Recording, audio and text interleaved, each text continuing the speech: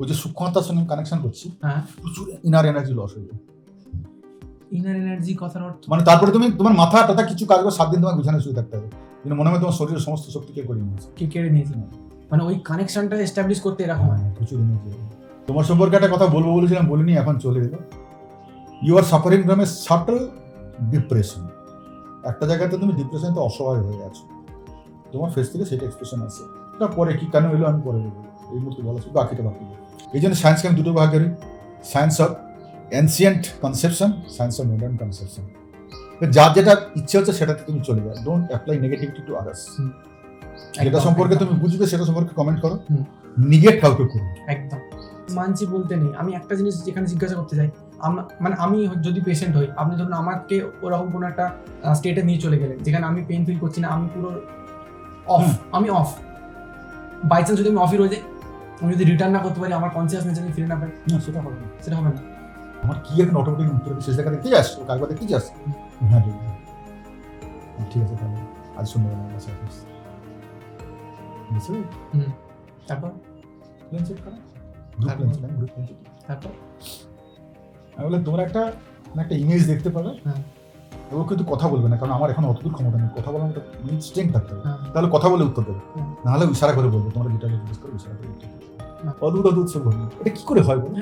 Train দাঁড়িয়ে আছে, সে নদী পেরিয়ে এলো, হ্যাঁ টাইমিংটাও সব ঠিকঠাক, ঠিক চান করে নদীতে চান করে উঠে এসে ট্রেনটা ধরলো, ট্রেনটা ছিল অ্যাজ ইফ কেউ শব্দে জানি। হ্যাঁ, অনেকদিন ধরে মাথায় একটা পোকা ঘুরছিল যে একটা সায়েন্স ব্যাকগ্রাউন্ডের হাই লেভেলে বসে থাকা মানুষকে আমি জিজ্ঞাসা করবো তার পারসেপশন কি, তার ধারণা কি ভূত সম্বন্ধে। সেই জন্য আমি ডক্টর মহাপাত্রকে চুজ করি যে আমি তাকে জিজ্ঞাসা করবো আপনার ভূত সম্বন্ধে ধারণা কি।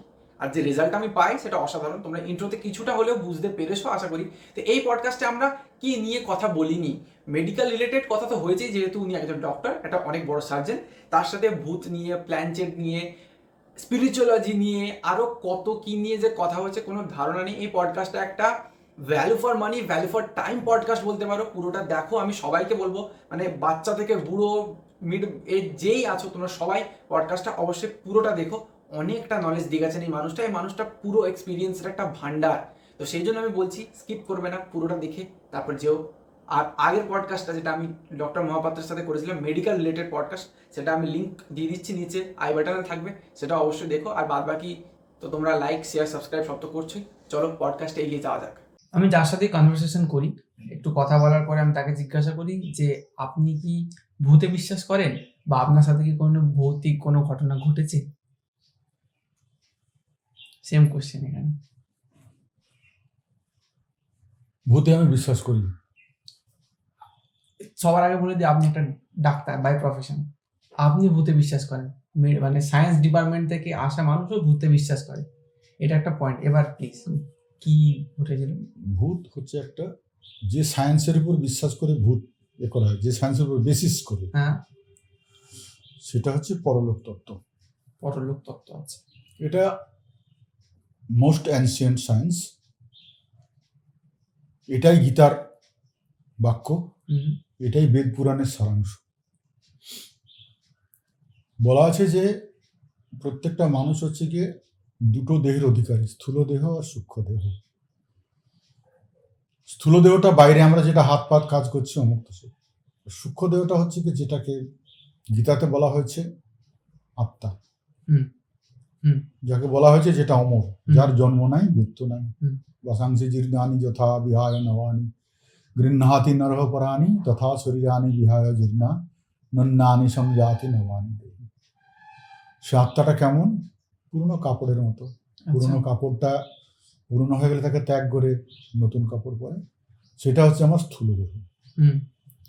আর যে দেহটাকে কাপড় পরাচ্ছে সেই দেহটাই হচ্ছে গিয়ে সূক্ষ্ম দেহ, অর্থাৎ আত্মা। সেইটা হচ্ছে transfer from body to body, birth after birth, generation after generation. এটা হচ্ছে ট্রানজিশন, ট্রান্সফরমেশন অ্যান্ড ট্রান্সফার। তো বাইরের দেহটাকে আমরা ইচ্ছে মতো সাজাতে পারি, ভিতরের দেহটাকে সাজানো যায় না। তো ওইটাকে আমরা বলি যে ক্যারেক্টারিস্টিক তাহলে কি? নৈনং ছিন্দন্তি শস্ত্রাণি নৈনং দহতি পাবক নচৈনং ক্লদয়ং তাপো ন শোষয়সি মারুত। মানে এটাকে কেউ কিছু ছিন্ন করতে পারে না, আঘাত করতে পারে না, বিকৃত করতে পারে না, গলে যায় না, রূপের পরিবর্তন কারণ এটা হচ্ছে কি অরূপ। এবার আমরা অনেকে যেগুলোকে কল্পনায় বলি সেগুলো হচ্ছে অরূপ মাধুরী। এটাকে বলতে পারি বাস্তব প্রামাণ্য বিজ্ঞানের থেকে এটা হচ্ছে অনুভূতি বিজ্ঞান। পরলোক তত্ত্ব একটা অনুভূতি বিজ্ঞান। পরলোক মানে কি, আর সূক্ষ্ম দেহ স্থূল দেহ আর ভগবান আমির মধ্যে তফাৎ কি, এগুলোকে সব কিন্তু আমাদের প্রাচীন হিন্দু ধর্ম সমস্ত বলে গেছে এক্সপ্লেনেশন। যদি বিজ্ঞানকে না মানি সেটা হচ্ছে যুক্তিভিত্তিক প্রামাণ্য সমস্ত তথ্য তারা দিয়ে বিশ্বাস করেছে আমাদের আগের মানুষগুলো। তো সেখানেই বলা হচ্ছে যে এক ঈশ্বর থেকে ভেঙে ভেঙে বহু দেহ হয়েছে, সেই বহু দেহ আমাদের ইচ্ছা অনুযায়ী পরপর যুগের পর যুগ জন্মগ্রহণ করবে, রূপ পরিগ্রহ করবে। যখন তার সেই ইচ্ছাগুলো বাসনাগুলো সব শেষ হয়ে যাবে তখন সে আবার পরমাত্মায় বিলীন হবে। পরমাত্মা হচ্ছে কি চার্জলেস। যেমন বিশাল সমুদ্রে কোনো কারেন্ট নেই, কিন্তু ওখানে লোনা জল তুলে এনে তুমি এদিকে একটা প্লাগ বনে যাও, ওদিকে একটা প্লাগ বনে যাও, কারেন্ট আলো জ্বলবে। গরুর পেচ্ছাপে তুমি একদিকে কারেন্ট দিয়ে দাও, এদিকে একটা বাল্ব জ্বলবে। এখানে একটা জিনিস বলি আর কি, যে পুরোনো দিনের সাধুরা যেটা বলেন সেগুলো হায়ার বিজ্ঞান, science of realisation and reception. Science of realisation. আজকের যুগে আমাদের এই রিয়েলাইজেশনের পাওয়ারটা কমে গেছে। স্থিতবিদ্যা, অধীত স্থির বিদ্যা, স্থিতবিদ্যার ডেফিনিশন বিশাল আছে, অত যাচ্ছি না। অধীত স্থির বিদ্যা যেটা ফ্লাকচুয়েট করে না। আমি এটা শিখেছি, তুমি 1000 বার বলো, এর থেকে আমি নড়বো না, সেটা হচ্ছে অধীত স্থির বিদ্যা, পরিবর্তন হবে না। এই অধীত স্থির বিদ্যা দিয়ে তোমাকে বুঝতে হবে জিনিসটা, আধ্যাত্মিক উপলব্ধি। আগেকার দিনে কেমন মুনি ঋষি কিরকম পড়াতো, তারা বই পড়তো না, তাদের বই ছিল না, জীবনের অভিজ্ঞতা থেকে তারা শুধু বলে যেতেন, আর এরা শুনে সবকিছু শিখতো। আমাদের এমন অবস্থা, আজকে অডিও ভিজুয়াল দিয়ে আমরা মনে রাখতে পারি না, তাহলে কি আমরা বুদ্ধি বাড়িয়েছি? না, অবশ্যই বাড়েনি। So it is a science of realisation. কিন্তু তোমাকে ওই বিভিন্ন ইলেকট্রনিক পদ্ধতিতে বলিয়ে দেবে যে তোমার আইকিউ লেভেল এই ছিল, এখন এই বাড়িয়েছে, এই বেড়েছে। That is different from this idea or Notion. এই জন্য সায়েন্সকে আমি দুটো ভাগ করি, science of ancient conception, science of modern conception. যার যেটা ইচ্ছে হচ্ছে সেটাতে তুমি চলে যাও, don't apply negativity to others. যেটা সম্পর্কে তুমি বুঝবে সেটা সম্পর্কে কমেন্ট করো, নিগেট কাউকে করো একদম। কারণ কথা হচ্ছে পৃথিবীতে একটা জিনিস তখনই বেঁচে থাকে যার বাস্তব কিছু ভিত্তি কয়েকজন বিশ্বাস করে, আর ভিত্তি না থাকলে কেউ বিশ্বাস করবে না। সুতরাং কোনো কিছুকে নিগেট করতে যাও না। কিছুদিন আগে আমার এরকম হয়েছিল, ওই ফেসবুকে কয়েকজন ধর্ম নিয়ে উল্টোপাল্টা লিখতো, তাদের কয়েকজনকে আমি সরাসরি করেছিলাম। শেষের দিকে তারা নীরব হয়ে গেছেন। একজন তর্ক করেছিলেন যে আমি নিজে ব্রাহ্মণ, আমরা 5 বছর হচ্ছে নিষ্ঠাবান ব্রাহ্মণের বংশ, যজমান ব্রাহ্মণ। তো আমি তাকে বলেছিলাম, আপনি যে প্রশ্নটা করেছেন সেটা তো গীতাতেই লেখা আছে, সাধারণ প্রশ্ন, সেটা হচ্ছে কি জাতিভেদ। ওরা লিখেছিল ব্রাহ্মণরা সুযোগ নিচ্ছে, জাতিভেদ ব্রাহ্মণরা করেছে, মুক্ত সুখ। আমি বলি, আপনি যদি নিষ্ঠাবান ব্রাহ্মণের বংশ হন তাহলে তো আপনিই জানবেন যে জাতিভেদটা কোনো মানুষ করেনি। আমরা যদি সুপ্রিম পাওয়ার ভগবান বা শ্রীকৃষ্ণকে বিশ্বাস করি, তিনি নিজে গীতাতে বলে গেছেন জাতিভেদটা আমি করেছি, এবং তার বেশটাও তিনি বলে গেছেন। তাহলে আপনি গীতা পড়েননি? বলেন না, আমি 7-8 বার গীতা পড়েছি।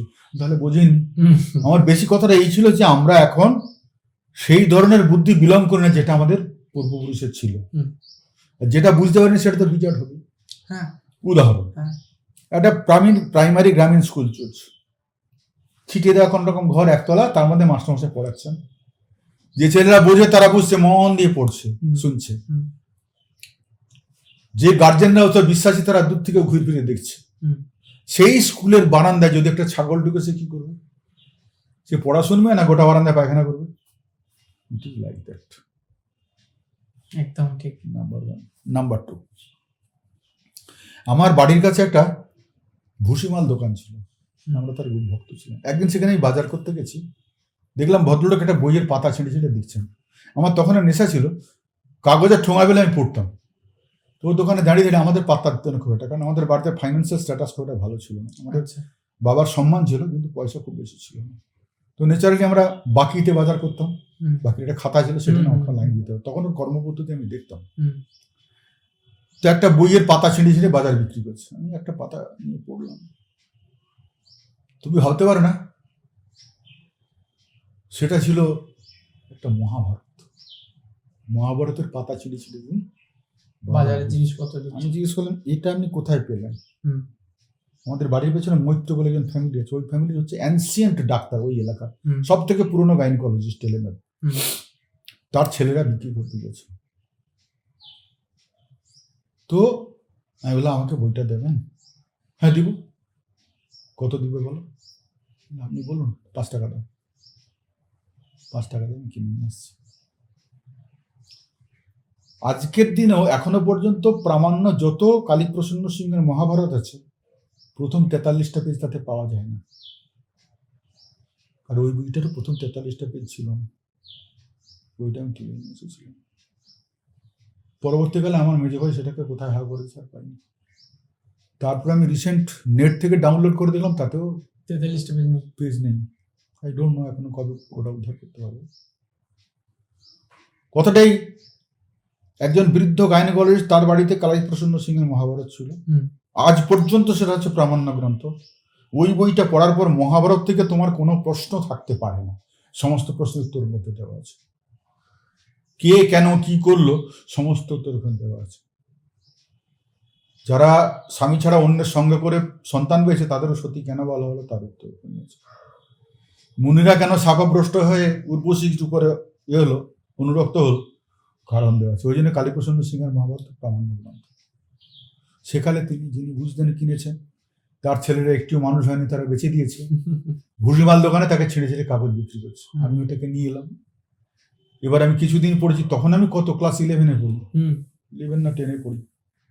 তারপর সেটা আস্তে আস্তে হারিয়ে গেছে। তখনকার জন্য 5 টাকা আমাদের জোগাড় করা খুব মুশকিল ছিল। হ্যাঁ, মানে তখন আমরা 1 পয়সার চকলেট একটা পাওয়া যায়, লজেন্স 1 পয়সা 5টা পাওয়া যেত এরকম। তাহলে পয়সা 5 টাকা কিভাবে জোগাড় যথেষ্ট, করতে হবে? অনেকটাই। যাই হোক, গাদ্যতে না মনে নেই, কিন্তু সে বইটা আমার মেজো ভাই। এইটাই বলছি যে যার ডেপথ আছে, ইন্টারেস্ট আছে, শুধু সাবজেক্ট বোঝেছে, তাহলে সে সেটাকে ধরে রাখবে, একদম। ধরে রাখবে না। আর আমার ওই দুঃখটা ছিল, এতদিন পরেও আমি ডাউনলোড করছি কালীপ্রসন্ন সিংহের মহাভারত, ডাউনলোড করছি।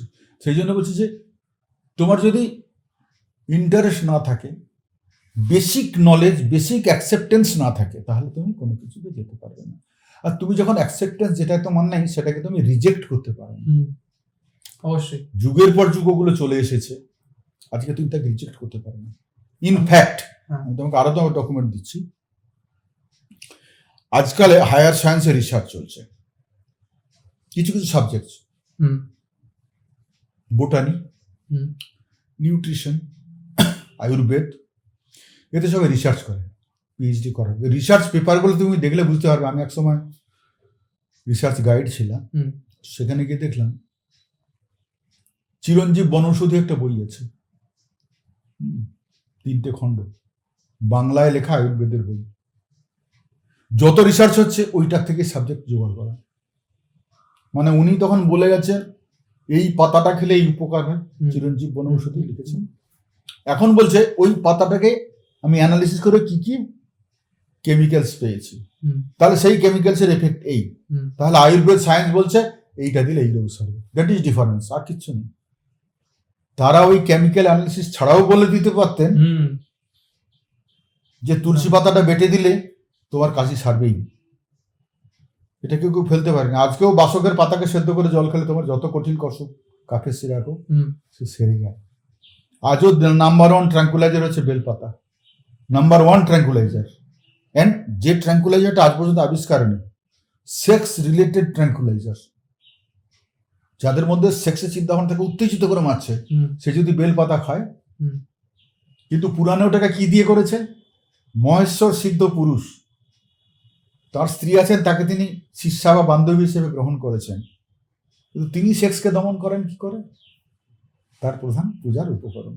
এই করে সায়েন্সটাকে ঘুরিয়ে শেখানো হয়েছে। এখন কেউ যদি বলে হ্যাঁ বেলপাতা গেলে সেক্স উড়ে যাবে, কে বলেছে? বাজে কথা, তাকে কিছু বলার নেই। কিন্তু যদি তাকে বলা হয় ওহে হোমিওপ্যাথিতে ইগল ফলি ওষুধটা কি, সেটা তো বেলপাতা থেকে তৈরি। তখন বলবে হোমিওপ্যাথি আমি বিশ্বাস করি না।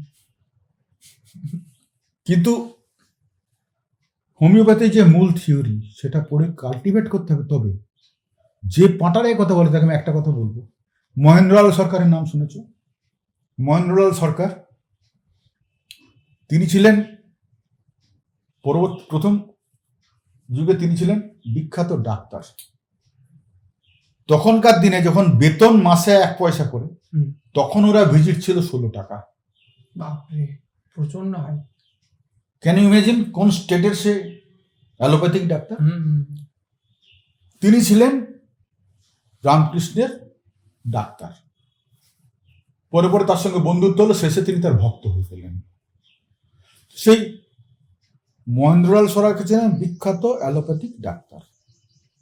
শেষ জীবনে তিনি কি ছিলেন?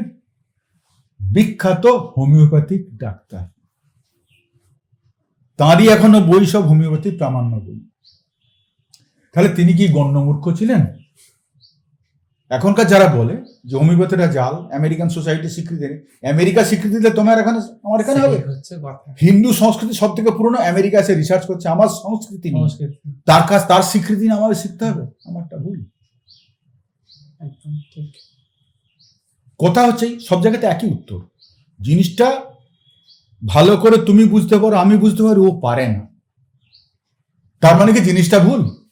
না, অবশ্যই না। আমরা তো ডিপে যেতে পারি না। আমি নিজে অ্যালোপ্যাথিক ডাক্তার, আমি তোমাকে কিছু কথা আকুপাংচারের মজা বলেছি, হোমিওপ্যাথিরও মজা বলবো তোমাকে। And I have applied in the community. সেই জন্য আমাদের সেন্ট্রাল গভর্নমেন্টের একটা স্কিম ছিল মাল্টিপ্যাথি। আচ্ছা, মাল্টিপ্যাথি মানে এখন যেটা কথা হচ্ছে হোলিস্টিক অ্যাপ্রোচ টু পার্সন। তুমি একটা এসেছো, তোমার কি অসুখ তুমি না, অ্যাজ এ হোল তোমার বডির মধ্যে কোথায় কি কি ডিফেক্ট আছে সেগুলো মিলিয়ে অসুখের প্রকাশ করছে। সেটা হোমিওপ্যাথি বলেছিল। অ্যালোপ্যাথিরও শেষে গিয়ে আমি দেখেছি কি হয়। ফিজিক্যাল সায়েন্সে পড়তে যাও তুমি, ওখানেও তাই পাবে তুমি, যে শরীরের একটা জায়গাতে অসুখ যখন হয়, কোনো একটা ডেফিসিয়েন্সি, আর 5 জন সেটাকে মেকআপ দেয়। 5 জন মিলে যখন মেকআপ দিতে না পারে তখন অসুখের প্রকাশ হয়। তাহলে এটা অ্যালোপ্যাথি স্বীকার করলো, আকুপাংচার স্বীকার করলো, হোমিওপ্যাথিও স্বীকার করলো। আমাদের দিনের পুরনো ডাক্তাররাও বলতেন treat the disease as a whole to the man, not only the disease. একদম সেটা পূর্বে বলতো, এখনো বলতো। তাহলে সমস্ত প্যাথির মধ্যে একটা সুন্দর রিলেশন আছে। যে সেটা বুঝতে পারে না সে বলবে ওই শাস্ত্রটা ভুল, এই শাস্ত্রটা ভুল। I have experimented in my own life. একটা ছোট্ট ঘটনা বলি। অযোধ্যা পাহাড় সবাই বেড়াতে যায়, তো আমি ওখানে ল্যাপারোস্কোপিক সার্জারি ছিলাম, ক্যান্সার গিয়ে অপারেশন করতাম। অযোধ্যা পাহাড় থেকে ঢুকছি, তো পাহাড়ের উপরে গিয়ে তার হাসপাতালের গেটটা, ডান দিকে একটা বড় তেঁতুল গাছ আছে, তার কোলে একটা আদিবাসী বুড়ি বসে আছে, তার কোলে একটা বাচ্চা, হার্ডলি বয়স হবে 4 থেকে 5 মাস। তাকে গাছের তলায় পড়ে থাকা তেঁতুলের পাখিটাকে চিটকে চিটকে খাওয়াচ্ছে।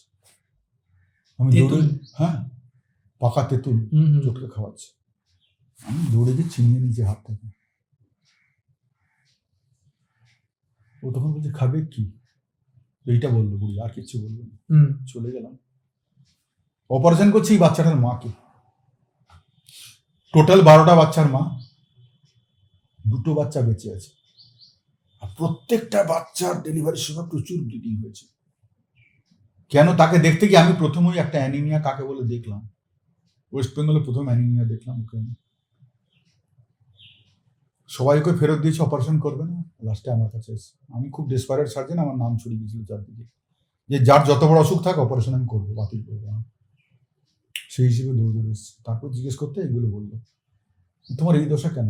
বলে হয়েছে 12টা বাচ্চা হচ্ছে, তো 10টাই চলে গেছে, আর ওই ব্লিডিং হয়ে হয়ে ভুগেছে। খেতে পাও না? খাই তো। কি খাও? কি একটা নাম বললো তো, আমি ভুলে যাচ্ছি। ওই ভাতটাকে ভিজিয়ে ভিজিয়ে রেখে তার জলটা তুলে খায় ওরা। একটা হাঁড়িতে ভাত ভেজানো থাকে, জলটা তুলে সবাই খেয়ে নিল, আবার তো জল ঢেলে দিল, পরদিন আবার ওই জলটাকে বার করে নিল, আবার জল ঢেলে দিল। এটা হচ্ছে খাবার। হ্যাঁ, এটা আমি শুনেছি। আমরা এখানে আমানি বলি, বলা বলে করঞ্জনা, কি একটা নাম বলে, ভুলে গেছি, এই মুহূর্তে আর মনে আসছে না। কারণ তোমাদের রোজগার পাতি, রোজগার তো করে, ফ্যামিলি হচ্ছে 7 জনের, সপ্তাহের ইনকাম 40 টাকা। একজন রোজগার করে সপ্তাহে 40 টাকা, সে বাজারে বাজার করতে গিয়ে 20 টাকার মদ খেয়ে নেয়, বাকি 20 টাকার বাজার করে আছে, যেটা 7 জনের ফ্যামিলি 7 দিন চলে। তো এইগুলো হচ্ছে আমাদের মানে ফাইন্যান্সিয়াল স্ট্যাটাস। সেই জায়গাতে আমি ক্যাম্পেতে বোধহয় গোটা 15 মেয়ে পেলাম যাদের পুরো পেটটা দাঁতে ভর্তি। কিসে? দাঁত রিংওয়ার্ম, স্কিন ডিজিজ একটা।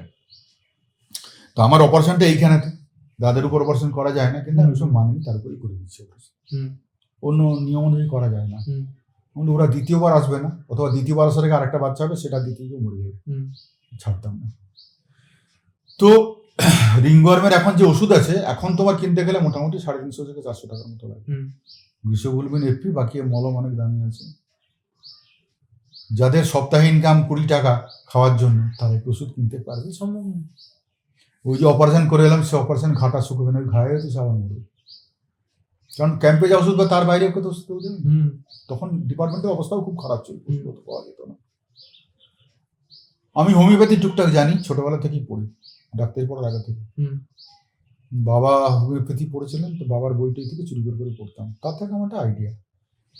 তো আমি বললাম যে এক কাজ কর, 2 টাকার একটা ওষুধ কেন তোরা, 13-14 জনের বেশি, 2 টাকার ওষুধ কিনবি, 1 ফোঁটা করে প্রত্যেকে খাবি, সপ্তাহে 1 দিন করে। এবং রিংওয়ার্মটা সেরে গেছিল।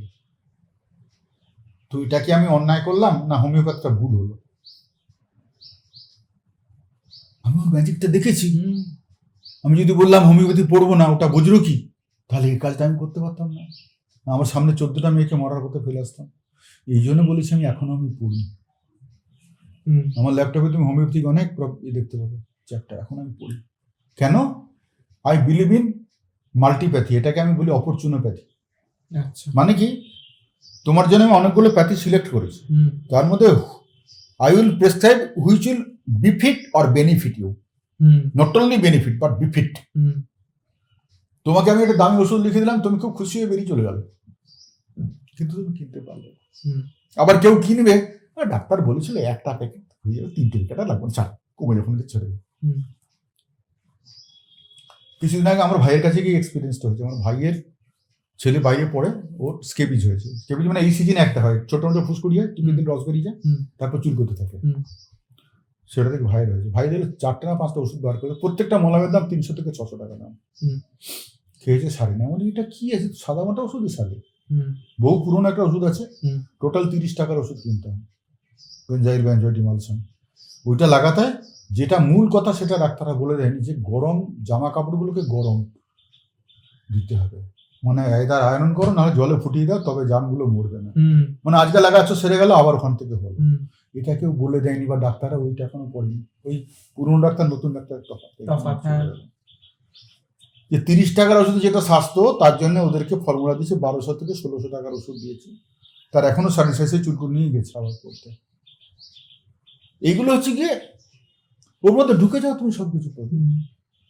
তো অ্যাসকাবিওলের স্কেবিজের এই ইতিহাসটা যারা যে পড়েনি, ছোট্ট একটা হিস্ট্রি, লাইফ হিস্ট্রি, সে ওকে সারাতে পারবে না। কিন্তু এখন ও যখন বিদেশে আছে, গেছে কার কাছে, সুপার স্পেশালিস্ট স্কিন ডিজিজের ডাক্তার, তার চিকিৎসাই হচ্ছে। তুমি যাবে, এসব ধরে আমি বুঝিয়ে মরিলাম, অনেক দামি ওষুধ লিখেছে, ডাক্তারও লিখেছে, এত পয়সা, তবু তো সারলো না, তার মানে এটা দুরারোগ্য ব্যাধি। আর তুমি 30 টাকার অ্যাসকাবিওল দিয়ে দাও। এখন ইনফ্যাক্ট অ্যাসকাবিওল প্রেসক্রিপশন করলে পুরো উলিবেড়ের লোক হাসতে শুরু করবে, কোথাকার ডাক্তার কি ওষুধ লিখেছে, অ্যাভেলেবেলই না। এবার আমি যদি, ওটার নিয়ম ছিল যে ওটাকে ফ্রম নেক টু ফুট, শুধু মুখের মধ্যে অসুখটা হয় না, পায়ের তলায় এটা হয় না, বাকি গোটাটা তোমাকে মাখতে হবে 5 দিন।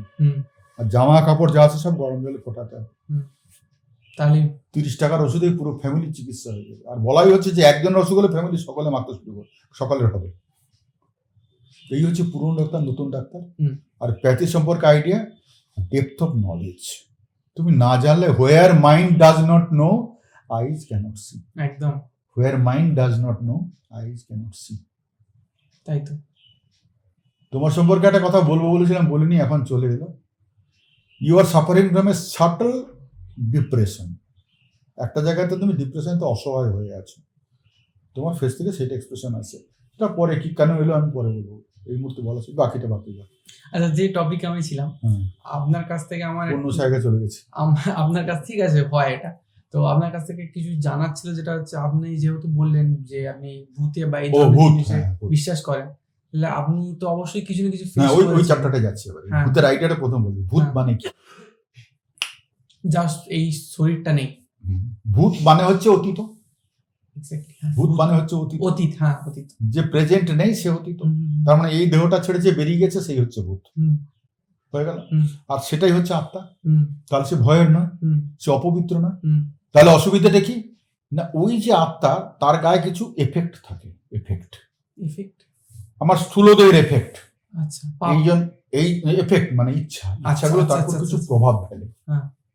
ইচ্ছাগুলো তার উপর কিছু প্রভাব ফেলে। যেমন ঘরের লাইট হ্যাঁ। ঘরে পড়ছে, কিন্তু এতেও তো পড়ছে, এর কালারটা একটু চেঞ্জ হচ্ছে। হ্যাঁ। এইটা হচ্ছে আত্মার উপর এফেক্ট, এর গায়ে একটু জড়িয়ে থাকে। হ্যাঁ। বুঝতে পারছো? তেমনি সূক্ষ্মদেহের সঙ্গে কিছু কিছু ইচ্ছা আমাদের জড়িয়ে থাকে। মৃত্যুকালীন অপূর্ণ ইচ্ছা সামেশন হয়। হুম, মৃত্যুর পূর্বে যে যে ইচ্ছাগুলো সব এক জায়গায় জড়ো হয়ে যায়, আমি চোখের সামনে দেখতে পাই তখন। হুম, হুম, সেইটা নিয়ে কিন্তু তার আত্মাটা দেহ ছাড়ে। হুম, তারপরে একটা সময় আছে যেটা পরলোক তত্ত্বের হিসেবে বলে 7 layers they have to cross for rebirth. হুম, এই দেহ ছেড়ে যখন সে বেরিয়ে গেল আত্মাটা, তাকে 7টা লেয়ার পেরোতে পেরোতে যেতে হয়। ওই 7টা লেয়ারের মধ্যে তার গায়ে লাগা যে ময়লাটা মানে ইচ্ছাগুলো, সেগুলো একটা একটা করে Clean up কেটে বেরিয়ে যায়। হ্যাঁ, হ্যাঁ, হ্যাঁ। তবে সে ফ্রি আত্মা হতে পারে। হুম, তখন সে নতুন দেহ ধরার জন্য প্রস্তুত হয়, অথবা পরমাত্মাতে বিলীন হওয়ার জন্য হুম, প্রস্তুত হয়। হুম, এটা হচ্ছে পরলোক তত্ত্বের হিসেব। হুম। এবার সেই যে ইচ্ছাটা তার যদি প্রমিনেন্ট যতক্ষণ থাকবে, যতক্ষণ ওর থেকে না ধরছে, ততক্ষণ সে নতুন দেহ ধরতে পারবে না। হুম। সে সময় সে ইচ্ছা করে কি, আমার ইচ্ছাটাকে পূরণ করতে পারলেই তো আমি পরলোকে চলে যাবো। হুম, সেই সময় সে চেষ্টা করে কোন একটা অবলম্বন ধরে তার ইচ্ছাটাকে প্রকাশ করার। ইচ্ছা প্রকাশ করার রাস্তা হচ্ছে কিন্তু স্থূল দেহ। স্থূলদেহ, একদম। আমি কাঁদবো, রাখবো, মারবো, তার জন্য আমার স্থূল দেহটা দরকার। হুম, তাহলে সে কোন স্থূল দেহটা ধরবে? যেটা প্রত্যেকের স্থূল দেহের শক্তি নির্দিষ্ট আছে। হ্যাঁ। তোমার স্থূল দেহে আমি যদি ঢুকতে যাই, তুমি বাধা দেবে, আমি কনসান্স পেপার, আমি কারো প্রভাব মানবো না, হুম, তাহলে তোমার শরীরে সে ঢুকবে না। হুম, কিছু লোক আছে যাদের স্থূলদেহের কন্ট্রোলটা কম, হুম, সূক্ষ্মদেহের কন্ট্রোল আরো কম। হুম, সেই জন্য সে অন্যের সূক্ষ্মদেহকে আলাদা করবে, তার শরীরে ঢুকতে হুম, ঢুকে তার এক্সপ্রেশন দেবে। হুম, তাহলে তোমার বডিতে ওর ইচ্ছাটা ঢুকে গেল, হুম। এক্সপ্রেশনটা কি? তোমার হাসিটার হাসি নেই, হাসিটা তখন কার হচ্ছে? তার। সেটাকেই বলেছি ভূতে ধরা। হ্যাঁ। ব্রিফ একটা ইন্ট্রোডাকশন এই ব্যাপারটা আমি শুনেও ছিলাম যে এইরকমই হয়। আপনার সাথে কিছু ঘটেছে স্টোরি, যদি মানে পার্সোনাল খুব না, তাহলে যদি শেয়ার করা যায় খুব এরকম ভালো। কিছু কিছু ব্যাপার আছে। এবার তারপর কি স্থূলদেহ সূক্ষ্মদেহের কন্ট্রোল, ওইটাই তোমাকে একটা এক্সপিরিয়েন্স মানে এক্সাম্পল দিচ্ছি। হুম, আমার স্ত্রী হুম, ছোটবেলাতেই বাবা মারা যান, হুম। স্বদেশী নৌকো ডুবে মারা গেছিল। আচ্ছা। এইখানে এই যে তোমার যেখানটা গেস্ট হাউস আছে, কি বলে 58 গেটের দিকে, না, 58 এইদিকে নদীটা, রূপনারায়ণ নদী। রূপনারায়ণের দিকে। হুম। আচ্ছা, আচ্ছা, কোলাঘাটের দিকে। হ্যাঁ, ওইখানে মারা গেছেন। তার বডিও পাওয়া গেছিল এই পাশেতে, হুম, এই পাড়াতেই পাওয়া হুম। গেছিল। যাই হোক, আর ওর মা মারা গেছেন 5 বছর বয়সে। ওর যখন আমি বিয়ে করে বাড়িতে আনা হলো, ওর তখন প্রায়লি বলতে পারে হিস্টেরি, হুম। অথবা প্রায়ই ভূত ধরে এরকম ব্যাপার। আচ্ছা। ইতিহাস বলেছে, যখন তখন একটা abnormal হয়ে যায়, চোখটা বড় করে কাঁদতে শুরু করা ওর একে নিয়ে। তো যেটাকে ভূতে ধরা বলে সেরকম কিছু হলো। মানে অ্যাজিভ ওর মা যেন আমাকে চ্যালেঞ্জ করছে, ওকে আমি আচ্ছা। ফেলে দেবো না, তাড়িয়ে দেবো। ও আমার বাড়িতে অতিথি হয়ে এসেছিল, বাবার ডিরেকশনে ওকে বিয়ে করতে হয়েছে। আচ্ছা, আমার ডিস্টেন্স অরফ্যান। আচ্ছা, আচ্ছা। তো ইন বিটুইন ওর একটা মেন্টাল স্ট্যাটাস বাইরে প্রকাশ করতে পারিনি, হুম। আমাদের বাড়িতে এসেছিল। ওই সময় তো প্রায় অ্যাটাক হতো। হুম, তো আমাদের বিয়ের কিছুদিন পরেতে ওকে একদম ওরকম অ্যাটাক হয়। আমি শুতে যাচ্ছি, তার আগে সব ঠিকঠাক ছিল, হুম। খেয়ে দেবো, আগে শুয়ে পড়েছে। আমি বলি কি, এটা পড়া নেশা ছিল, করে করে একটু পরে শুতে গেছি। না, সন্ধ্যে 6টা-7টার দিকে বাড়ি থেকে আড্ডা মেরেছি, তখন দেখছি হঠাৎ দেখছি ও, ঠাকুমা বলছে না, ওকে তো কিছু একটা ভর করেছে মনে হচ্ছে। তার সি বিকামস অ্যাবনর্মাল। হুম, তারপরে সব কিছু প্রকাশ দিচ্ছে, দিয়ে আমাকে ধমকাচ্ছে, হুম। তুই আমাকে ঠিক মতো দেখবি না, আমার মেয়েটাকে ঠিক মতো দেখবি না, তাড়িয়ে দিবি, বেইমানি করিস না। আমার স্ত্রী আমাকে আপনাকে বলছে। বলছে? হ্যাঁ। বাহ। আমি বললাম she is not in herself, তুমি কে বলো, বল চিনতে পারছিস না, আমি তো শাশুড়ি। বলছে আমার স্ত্রীর মুখ থেকে কথা, আমি তো শাশুড়ি। আপনি কি আমার মধ্যে কিছু দেখেছেন যে আমি তোকে অমর্যাদা করছি? না, তোকে আমি বলছি এসব। তো তারপর বললাম সবই ঠিক আছে, কিন্তু এসব এই ধরনের বুজরুকি আপনি করবেন না। যদি ভালোভাবে কিছু বলার ইচ্ছে করে বলবেন, এসব ধমক টমক দিয়ে আমাকে বলবেন না। তখন আমাকে একটা ধমক দিয়েছে, আমি তখন উল্টে এখানে ধমক দিয়েছিস। আচ্ছা, যে তুমি যদি বুঝে থাকো তুমি কে, তুমি বুঝতে পারছো না আমারও স্ট্রেংথ কি আছে, এইটা তুমি করো না। ও তাহলে ঠিক আছে, আমি আসছি, ভালো করে দেখিস। এটা কেন হলো? এটা তুমি একটা মেন্টাল দিক থেকে, সাইকোলজিক্যাল দিক থেকে বলতে পারো। সবসময় ভাবতে ভাবতে ভাবতে ভাবতে ওই ইচ্ছেটা মনের মধ্যে হয়ে যায়, তোর প্রকাশ পেয়ে যায়। মানে আপনার যে ওয়াইফ ছিল, ওনার মা এটা, ওনার মায়ের ভয়েসটা ও দিচ্ছে। আচ্ছা, ভয়েস অ্যান্ড অ্যাটিটিউডস দিচ্ছে। তাই আমি লিভার, ওর তো কষ্ট হচ্ছে, আমাকে কিছু বোঝানোর জন্য মেয়েকে কষ্ট দেওয়ার দরকার নেই, তুমি যাও, বুঝতে পারছো? তারপরে ওষুধ টষুধ কিচ্ছু দিই, তারপরে কিছু নেই, সব নর্মাল। হ্যাঁ, ওকে চোখে মুখে জল দিয়ে টেকিয়ে। উনি অজ্ঞান হয়ে যাননি তখন? কোনো না, কিচ্ছু অজ্ঞান টজ্ঞান কিছু নেই, জাস্ট ওইটার পরে কিন্তু এক্সট্রিম টায়ার্ড হয়ে যায়। আমি এটা শুনেছি যে পরলোক চর্চা প্রচুরটা, আমি ওই জন্য ছেড়ে দিয়েছি। আচ্ছা, আমি পরলোক চর্চা করতাম, কিন্তু লাস্ট আমি একটা প্ল্যান সেট করেছিলাম, তারপর 7 দিন আমি বিছানা ছেড়ে উঠতে পারিনি। তারপর থেকে একটু যদি এটা শোনা যায়, একটু শোনা যায়। এটা তো সে এখন ছাত্রছাত্রীর সব আইন। আমি তখন এমআরসিসি বলে একটা কলেজ আছে, আচ্ছা, ওখানে আমি পার্ট টাইম পড়াতাম। আচ্ছা, রোশন ইউনিভার্সিটিতে পড়াতাম, চারদিকে সব পড়ানোর সব। তো ওখানে একটি মেয়ে ছিল, অপূর্ব সুন্দরী দেখতে, মানে তার সৌন্দর্য, যাই হোক, আর তেমনি ইন্টেলিজেন্ট ছিল। তো আমি টার্গেট করেছিলাম যে West Bengal university of health সায়েন্সে 80 বছর ফার্স্ট হয়। যেমনি সুন্দরী দেখতে তেমনি ইন্টেলিজেন্ট ছিল। আমার ছিল কি, ছাত্রদের মন বুঝে আমি পড়াতাম। যার জন্য তো ছাত্রছাত্রী কার কোথায় প্রেম অমুক্ত সব আমার মুখস্থ, সব আমার কাছে সারেন্ডার করে। আমি প্রথম দিনে যে বলতাম, যে ছেলে দুষ্টুমি না করে সে ছেলেই না। আই এগ্রি, একদম। এই বয়সে যেটা দুষ্টুমি করবে না সেটা মানুষই না। আমি যদি সত্যিকারের বাপ হই, তাকে কন্ট্রোল করতে পারবো। ব্যাস, ন্যাচারালি আমার কাছে ওদের কিছু গোপন থাকতো, সব বলে দেবে। তো ওই কি একটা ডে, ভ্যালেন্টাইন্স ডে আমি ক্লাস নিতে গেছি। ওরা আগে ছুটি ফুটি বায়না করতো, এমন দেখো আমার থিওরিটা আলাদা। ছুটির দিন তোমরা আসবে, সেই ছুটির দিনের যে সিগনিফিকেন্স সেটা তোমরা ভালো করে রিয়েলাইজ করবে।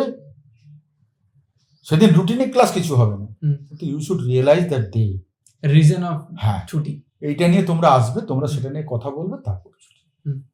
তো ভ্যালেন্টাইন্স ডে ওরকম এসছে, দিয়ে আমি ভ্যালেন্টাইন্স ডে কোশ্চেন করেছি। যা একটা আলোচনা আছে, বলছে স্যার আমরা একটু আজকে হই করতে যাবো, তাড়াতাড়ি ছেড়ে দিয়েছি, চলে গেছে। নেক্সট ডে আমি যখন ক্লাস করতে গেছি, ক্লাসে কেউ ঢুকছে না, তখন খুব রাগ হয়ে গেছে। আরে ক্লাসে ঢুকছি না কেন? ও মোটা মতো কালো মতো ছেলে ছিল, সে একটু লিডার টাইপের দেখতে, বোকা বোকা। লই, তোকে আমি ক্লাসে যেতে বলছি, তুই এখানে ঘুরছিস কেন? তারপরে সে মুখটা শুকনো করে মুখ থেকে ঘুরে চলে গেল। কি হলো ব্যাপারটা, কেউ শুনছে না কেন? এরকম করতে করতে হঠাৎ একটা মেয়ে এসেছিল, সে মেয়েটা খুব ফটফটি মেয়ে, মনে টিভিতে অ্যাঙ্কারিং করে এখন ছাত্র। কি হলো রে? না, সেও চোখ মুছতে শুরু করেছে। কি হলো ব্যাপারটা বলবি তো? তারপরে একটা সব ক্লাসে আসে, দিকে কি হয়েছে বল। নামটা আমি মুহূর্তে ভুলে গেছি, বলে কালকে সে মারা গেছে। আপনি পেপার পড়েননি সকালে? না, পেপার তোমার পড়ার সময়, পেপারে ফার্স্ট পেজে বেরিয়েছে মারা গেছে। কেন, কি করে মারা গেল? ছেলে মেয়েদের সব ছিল, সবাই মানে ওর সঙ্গে প্রেমে পড়তে পারলে পাগল হয়ে যায়। ও বলছে না রে, এসব চেষ্টা করিস না, আমার অন্য জায়গায় স্থির হয়ে গেছে, কেন তোরা এসে করছিস এরকম? ওর যে আমার সামনেই ফুচকামি করেছে। যাই, সে মারা গেছে। কি হলো, কি করে মারা গেল? ওরা ভ্যালেন্টাইন্স ডে অবজার্ভ করার জন্য একটা ক্যান্টিনে ভালো করে খেয়েছে, ইউনিভার্সিটি যাওয়ার রাস্তায়। ওখানে খাওয়া দাওয়ার পর এক একজন বেরিয়ে গেছে, ওরা দুজন এক জায়গায় বসেছিল। তো তারপর লাস্টে ওরা বেরিয়ে দুজনে দুদিকে গেছে, মানে এইরকম কর্নারটা, এইটা হচ্ছে মেয়েটা যাওয়ার রাস্তা, আর এটা হচ্ছে আরেকটা মেয়ের যাওয়ার রাস্তা। যাওয়ার সে রাস্তা ক্রস করে চলে এসছে, ওখান থেকে বেরিয়ে যাবে, এ বেরিয়ে বাড়ি চলে গেছে। কিছুক্ষণ পর ওর কাছে ফোন এসছে, কি ব্যাপার, তোমার বান্ধবী অ্যাক্সিডেন্ট করেছে, তুমি এসো। মানে ওর থেকে বড় জোর হলে 4 ফুটের ডিস্টেন্স, অ্যাক্সিডেন্টটা হয়েছে, বুঝতে পারেনি। ও তো বাড়ি যাবে, বেরিয়ে চলে এসছে। আর এ যখন টার্ন করে গেছে, একটা ট্রাক এসে ওকে চাপা দিয়ে দিয়েছে।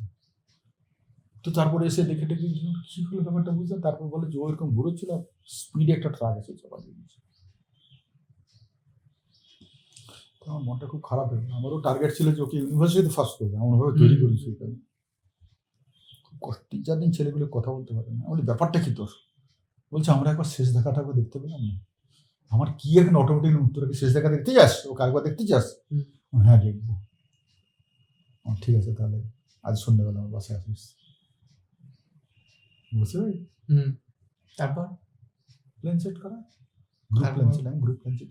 তারপর আমি বললাম তোমরা একটা ইমেজ দেখতে পাবে, ও কিন্তু কথা বলবে না, কারণ আমার এখন অতদূর ক্ষমতা নেই। কথা বলার মতো স্ট্রেংথ থাকতে হবে, তাহলে কথা বলে উত্তর দেবে। নাহলে ইশারা করে বলবে, তোমরা যেটা জিজ্ঞেস করো ইশারা করে উত্তর দিয়ে দেবে। ব্যাস পুরো 26 মিনিটের মধ্যে বোধহয় স্টেজ ছিল। দে আর অল স্যাটিসফাইড। 6টি ছেলে মেয়ে এসেছিল ওরা। আমরা ওকে দেখেছি, আমরা স্যাটিসফাইড। সি ইজ হ্যাপি, মানে সি ওয়াজ হ্যাপি। হ্যাঁ, মানে তার বান্ধবীরা হ্যাপি না। অ্যাক্সিডেন্টাল ডেথেতে তো কষ্ট থাকে, মানে কিছু তো করার নেই, ওটা হয়ে গেছে, কারোর কোনো দোষ দিতে পারবো না। তারপরে ইতিহাস শোনা গেল, মানে প্রভূত সম্পত্তির মালিক বাপ, তার একমাত্র মেয়ে। আর বিয়ে হয়েছে একটা ইঞ্জিনিয়ারের সঙ্গে, সে আবুধাবিতে কাজ করে। এর ফাইনাল হয়ে যাবে, সে ছুটি করেছে বিয়ে করবে। তো ওইটার পরে আমি প্রায় 7 দিন বিছানা থেকে উঠতে পারিনি। কেন? যে কন্ডাক্টর তার এনার্জি লস হয় প্রচুর। ওই যে সূক্ষ্ম আত্মার সঙ্গে কানেকশন করছি, প্রচুর ইনার এনার্জি লস হয়ে যায়। ইনার এনার্জি কথার অর্থ মানে তারপরে তুমি তোমার মাথা টাথা কিছু কাজ করে 7 দিন তোমাকে বিছানায় শুয়ে থাকতে হবে, যেন মনে হয় তোমার শরীরের সমস্ত শক্তি কেড়ে নিয়েছে। কেড়ে নিয়েছে। মানে ওই কানেকশনটা এস্টাবলিশ করতে এরকম হয়। প্রচুর এনার্জি লাগে, পাওয়ার। আর কিছু এই জন্য অনেকে করে কি, ওই ঠাকুর ভরসা করে, যারা রেগুলার সাধনা করে তাদের পক্ষে রেগুলার করা সম্ভব। ইনার এনার্জি তোমাকে স্টক করতে হবে। আমি ডাক্তার, রাত জাগা ফাগা সব আছে, আমার কোনো নিয়ম নেই, তাহলে আমার ইনার এনার্জি কোথায়? শুধু বাই ভার্চু অফ প্র্যাকটিস। ছোটবেলাতে প্র্যাকটিস করেছিলাম বলে ছিল কিছুদিন। আর কোন স্টোরি মানে যেটা একদম ইনস্ট্যান্ট মাথায় আসছে কাজ করে এরকম সত্যি যেরকম একটা পাওয়ার আছে, সেটার এক্সাম্পল তুমি এখনো জেলে পাবে। মুগবেড়িয়া কলেজ। আচ্ছা। মুগবেড়িয়া কলেজের আশেপাশে 1-2 কিলোমিটারের মধ্যে একটা কালী মন্দির আছে। আচ্ছা। ওটা বলা হচ্ছে কি গণনা সেন্টার। গণনা সেন্টার? গণনা মানে গণে বলে দিই, গণনিকর বলে দেবো তোমাকে। তো ওখানে আমি একবার গিয়েছিলাম, আমার ঘর চেম্বার চুরি হয়ে গেছিল। ওই জায়গাটা আমার মানে জানা ছিল, কিন্তু আমি নিজে কখনো যেতাম না, বাবা গিয়েছিলাম। তার আগের ইতিহাস আছে বলবো। তো আমি গিয়েছিলাম ঘর চুরি হয়ে যেতে জানতে। তার আগে আমি অবশ্য প্রথম প্ল্যান সেট করেছি, আমার বন্ধু বলেছিল, তাতে কিছু জিনিস ধরা পড়ে গেছে। তারপরে আমি ভেরিফাই করতে গেছি ওখানে। তারপরে আমি আমার মানে টার্মটা এলো অনেক শেষের দিকে। তো আমি বসার সঙ্গে সঙ্গে আমাকে বলছে, আপনি তো নিজে ডাক্তার, এ লাইনেও কিছু কিছু জানেন, আমার কাছে কি করতে এসছেন? পরীক্ষা করতে? ডাইরেক্ট একদম কিছু জানে না। তার বাড়ি মুগবেড়িয়া, আমার বাড়ি হলদিয়া। আমাকে শুধু একটা ঠাকুরের ফুল দিয়েছে, সেটা নিয়ে বসে। আপনি তো এ লাইনে অনেক কিছু জানেন, বিশ্বাসও করেন, তাহলে আমার কাছে কি করতে এসছেন? আমাদের উত্তরটা আপনি নিশ্চয়ই জানেন। হেসে ফেলেছে। তারপর যেমন ওদের বলে একটা ওই নদী, ফল, ফুল, হিসেবে নামটা বলার পর তারপর ডিটেলস সব বলে দিল। যে সেজন্য পুরো পড়ছে যে আপনার বাড়িতে বিজয় বলে একটি ছেলে থাকে, তাকে আপনি বিশ্বাস করে দিয়েছিলেন, সেই ছেলে চুরিটার লিডার। হ্যাঁ, আর বিজয়কে আপনি ভালোবাসেন, তার বউকে বাঁচিয়েছিলেন, বউ সুইসাইড করতে গেছিল, তাকে বাঁচিয়েছেন। আর পাড়ার যে ছেলেগুলোকে বদমাইশের হাত থেকে বাঁচানোর জন্য ঠাঁই দিয়েছেন, তার মিলিয়ে আপনার ঘরটা চুরি করেছে। না মানে হচ্ছে কি করে এগুলো বলছি। আর ঘটনা পুরো বলে দিল। বিজয়ী লিড করেছিল, আর তার সঙ্গে ওই ছেলেটা ছিল বাপ্পা না বাপি। ও করতো কি, রাস্তায় মেয়ে দেখলে তাদের খিস্তি করতো। আর ওর সঙ্গে আরেকজন ছিল, সে রুটি সাপ্লাই করতো। সে তাদের ওইটা কাজ ছিল, মেয়ে ছেলে দেখলে খিস্তি করে, অশ্লীল অঙ্গভঙ্গি করে। সে কটাকে আমি বাড়িতে কাজ দিয়েছিলাম, আমার বাড়ি যখন দোতলা তৈরি হয় কাজ দিয়েছিলাম। ওরা ওই সময় দেখেছে। আর আপনার সেজো ভাই ওদেরকে খাওয়াবে বলেছে, ফিসটা খাওয়ায়নি, সেই রেখে আপনার ঘর চুরি করেছে। আচ্ছা। আর আপনি প্রমাণ পাবেন পরে, আপনার জিনিস কিছু কিছু ফেরত পাবেন না, কিন্তু দেখতে পাবেন। আপনি কিছু উত্তর পেয়েছেন, আমিও বাকিটা বলে দিলাম, আপনি আপনার জিনিস দেখতে পাবেন, ফেরত পাবেন না। পরে আমি ফলো করে সব জিনিসগুলো দেখেছি। ওখানে বললো আপনার জিনিস পঞ্চায়েতের লিডার রেখে দিয়েছে, লিডার তার কাছে আছে। হুম। একবার দেখবেন আপনার ছাত্রই আপনার জিনিস কিনে রেখেছে, পরে পরে আমি সেগুলো দেখে এসেছি স্যার, ভুলে গেছি। বাবুরহাট বলে একটা জায়গা আছে, ওখানে পঞ্চায়েত যারা আছে তার পুকুরেতে আমার চুরি করা জিনিস সব ঢোকানো ছিল। বেশি কিছু না, টেবিল ফ্যান, ডাক্তারি যন্ত্রপাতি, এইসব। ডাক্তারি যন্ত্রপাতি আমারই ছাত্র একজন কিনেছে, আমার ফার্স্ট ইয়ারের ছাত্র। বাবুরহাটের আগে স্টপেজ একটা, ওইটার নাম ভুলে গেছি, দেউলপাতা বাবুরহাটের মাঝামাঝি একটা স্টপেজ।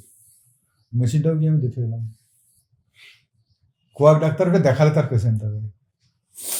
সে কী করে বললাম, কি করে বললেন, বলে ইট ইজ থট রিডিং, এটা একটা সায়েন্স। তার মানে কি, আপনি সার্কামস্টিয়াল এভিডেন্স, মানে পারিপার্শ্বিক যেসব প্রমাণ থেকে আপনার একটা বিশ্বাস তৈরি হয়েছে, সেটা বিবেচ্য, সেটা বিবেচনা করে আমি একটা সিদ্ধান্ত করেছেন আপনি, আপনার সেই সিদ্ধান্তটা আমি পড়ে নিলাম, তারপরে আমার যুক্তিটা আমি খাটালাম, বিবেচনা খাটালাম, পেয়ে গেলাম। This is thought reading. Wonderful. ওই লোকটার উপর বিশ্বাস কি করে এলো আমার? হ্যাঁ, তারপর ডিটেল পেলাম, আমার ফ্যানটা ওরা কার কাছে বিক্রি করেছে, অমুক তো সব। টেবিল ফ্যান, ওই খৈতানের টেবিল ফ্যান। তো ওই ভদ্রলোকের কাছে একবার বাবা যেতেন, বাবা খুব অন্ধবিশ্বাসের উপরে। আমি খড়গপুরে আইআইটিতে পড়ার জন্য প্রস্তুতি নিচ্ছিলাম। আইআইটি 3 জন প্রফেসর আমার বাড়িতে এসে আমাকে টেস্ট করেছিল, বলে এই ছেলে যদি চান্স না পায় কেউ কোনদিন চান্স পাবে না। ওরা 3 জনই ছিলেন আমার মাস্টারমশাইয়ের ছেলে। সেই মাস্টারমশাই আবার কে? তিনি আমার 3 পুরুষের মাস্টারমশাই, 4 চন্দ্র পট্টনায়ক। তিনি আমার দাদুর মাস্টারমশাই ছিলেন, আমার বাবার ছিলেন, আমারও ছিলেন। আর তার 3টি ছেলে হচ্ছে খড়গপুর আইআইটির প্রফেসর। তারা বৃহস্পতিবার এসেছিল আমার ইন্টারভিউ নিয়েছে, নিয়ে দেখলো যে না, এর যা নলেজ আছে ও পেয়ে যাবে। তবুও ওদের সব কোশ্চেন 10 ইয়ার্সের কোশ্চেন দিয়ে গেছে, পড়ছি। সোমবার এন্ট্রান্স, শুক্রবার আমাদের গৃহপ্রবেশের পুজো হচ্ছে। গৃহপ্রবেশ মানে কি, আমার মামা বাড়ির সম্পত্তি নিয়ে গন্ডগোল হচ্ছিল, সেখানে মামারা সব দখল করে নিচ্ছে। দিদিমাকে আমার বাড়িতে নিয়ে আসতে হয়েছে। দিদিমা এসে বললো, দেখ তোর বাড়িতে এসে থাকলে তোর মায়ের সঙ্গে খটামটি লাগবে, এগুলো চিরকাল হয়, বৈবাহিকদের সঙ্গে সম্পর্ক রাখা খুব মুশকিল হয়, তোমাকে একটা আড্ডা বাড়ি করে আমি থাকবো। আমাদেরই কেন একটা জায়গার পরে মাটির দোতলা বাড়ি করা হয়েছিল, সেই বাড়িটায় গৃহপ্রবেশ হচ্ছে। গৃহপ্রবেশের পুজো শেষ হয়ে গেল, দেতা বাড়ি থেকে একটা দেওয়াল ঝরে পড়ে গেল। দোতলা বাড়ি যখন দোতলা আর একতলার মিশ্রণ থাকে, সেখানে সাপোর্টিভ কতগুলো কাঠ দেওয়া থাকে, তাকে বলে দ্বিতীয় বাড়ি, কাঠ বেরিয়ে থাকে, তাকে সাপোর্ট দেওয়া হয়। সেইখান থেকে একতলার দেওয়ালটা পুরো ধসে পড়ে গেল। দোতলা দাঁড়িয়ে আছে অ্যাজ ইট ইজ, একটা দেওয়াল পড়ে গেল, আর সব পুরোটা অ্যাজ ইট ইজ দাঁড়িয়ে আছে। মেন্টাল শক, আমার এন্ট্রান্স পরীক্ষা দেওয়া হলো। বাবা সোমবার পেরিয়ে পর মঙ্গলবার খুব ডিপ্রেসড, কাউকে না বলে বাড়ি থেকে বেরিয়ে গেলেন। ফিরে এলেন, কাউকে কিছু বললেন না। পরের দিন সকালে একদম চান টান করে, বাবা সকালে পুজো করতেন, চান টান করে বেরিয়ে গেলেন। তো আমার বাড়িতে একটি ছেলে ছিল, 70 পিছনে ফল বড় হয়ে গেছে। গিয়ে দেখছে কি, বাবা ওই যে বাড়ি দক্ষিণ পূর্ব কোণে গর্ত করছে শাবল দিয়ে, গর্ত করে করে একটা হাড় বার করলো, 2 or 3 ইঞ্চি হাড় একটা, সেটাকে বার করে সৎকার করলো, মানে যেমন ওই মোড়া পোড়ানো। তো বাবা যেতে বাবাকে ওটাই বলেছে, আপনি সকলের বাস্তু বন্ধ করেন, ওখানে বাড়ি করলেন, বাস্তু বন্ধ করলেন না। ওই লোকটি, আপনি যান বাড়ির দক্ষিণ পূর্ব কোণে, ওই সামনে যে এটা আছে সাপোর্ট দেওয়াল করেছেন, ওই দেওয়ালটার সামনে 1 ফুট সামনে দেওয়াল গর্ত খুলবেন, 2 ফুট নিচে একটা হাড় পাবেন, 2-3 ইঞ্চির মতো, সেটা তুলে সৎকার করে দেবেন। 1 দ্বিতীয় বলে যে ওই বাস্তুটা আপনার চলবে না, বাস্তুটা আপনি বিক্রি করে দিন।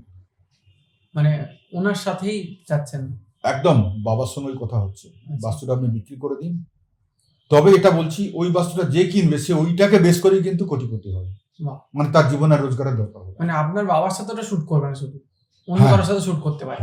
আচ্ছা, কিছু একটা অন্যায় করেছেন, অতএব বাস্তুটা আপনার পক্ষেই আর মঙ্গলজনক মনে হচ্ছে। খুব ভালো পজিশনের জায়গা ছিল ওটা, নামমাত্র দামে 10,000 টাকা বেঁচে দিল। সেটা বেশ করে যে আছে সে এখন মোটামুটি, তারা দ্বিতীয় রোজগারের দরকার হয়। তো আমার কথা হচ্ছে গিয়ে, ফার ডিস্টেন্স প্লেস থেকেও যেগুলো বলছে কি করে, সেইটাই ইটস এ সায়েন্স।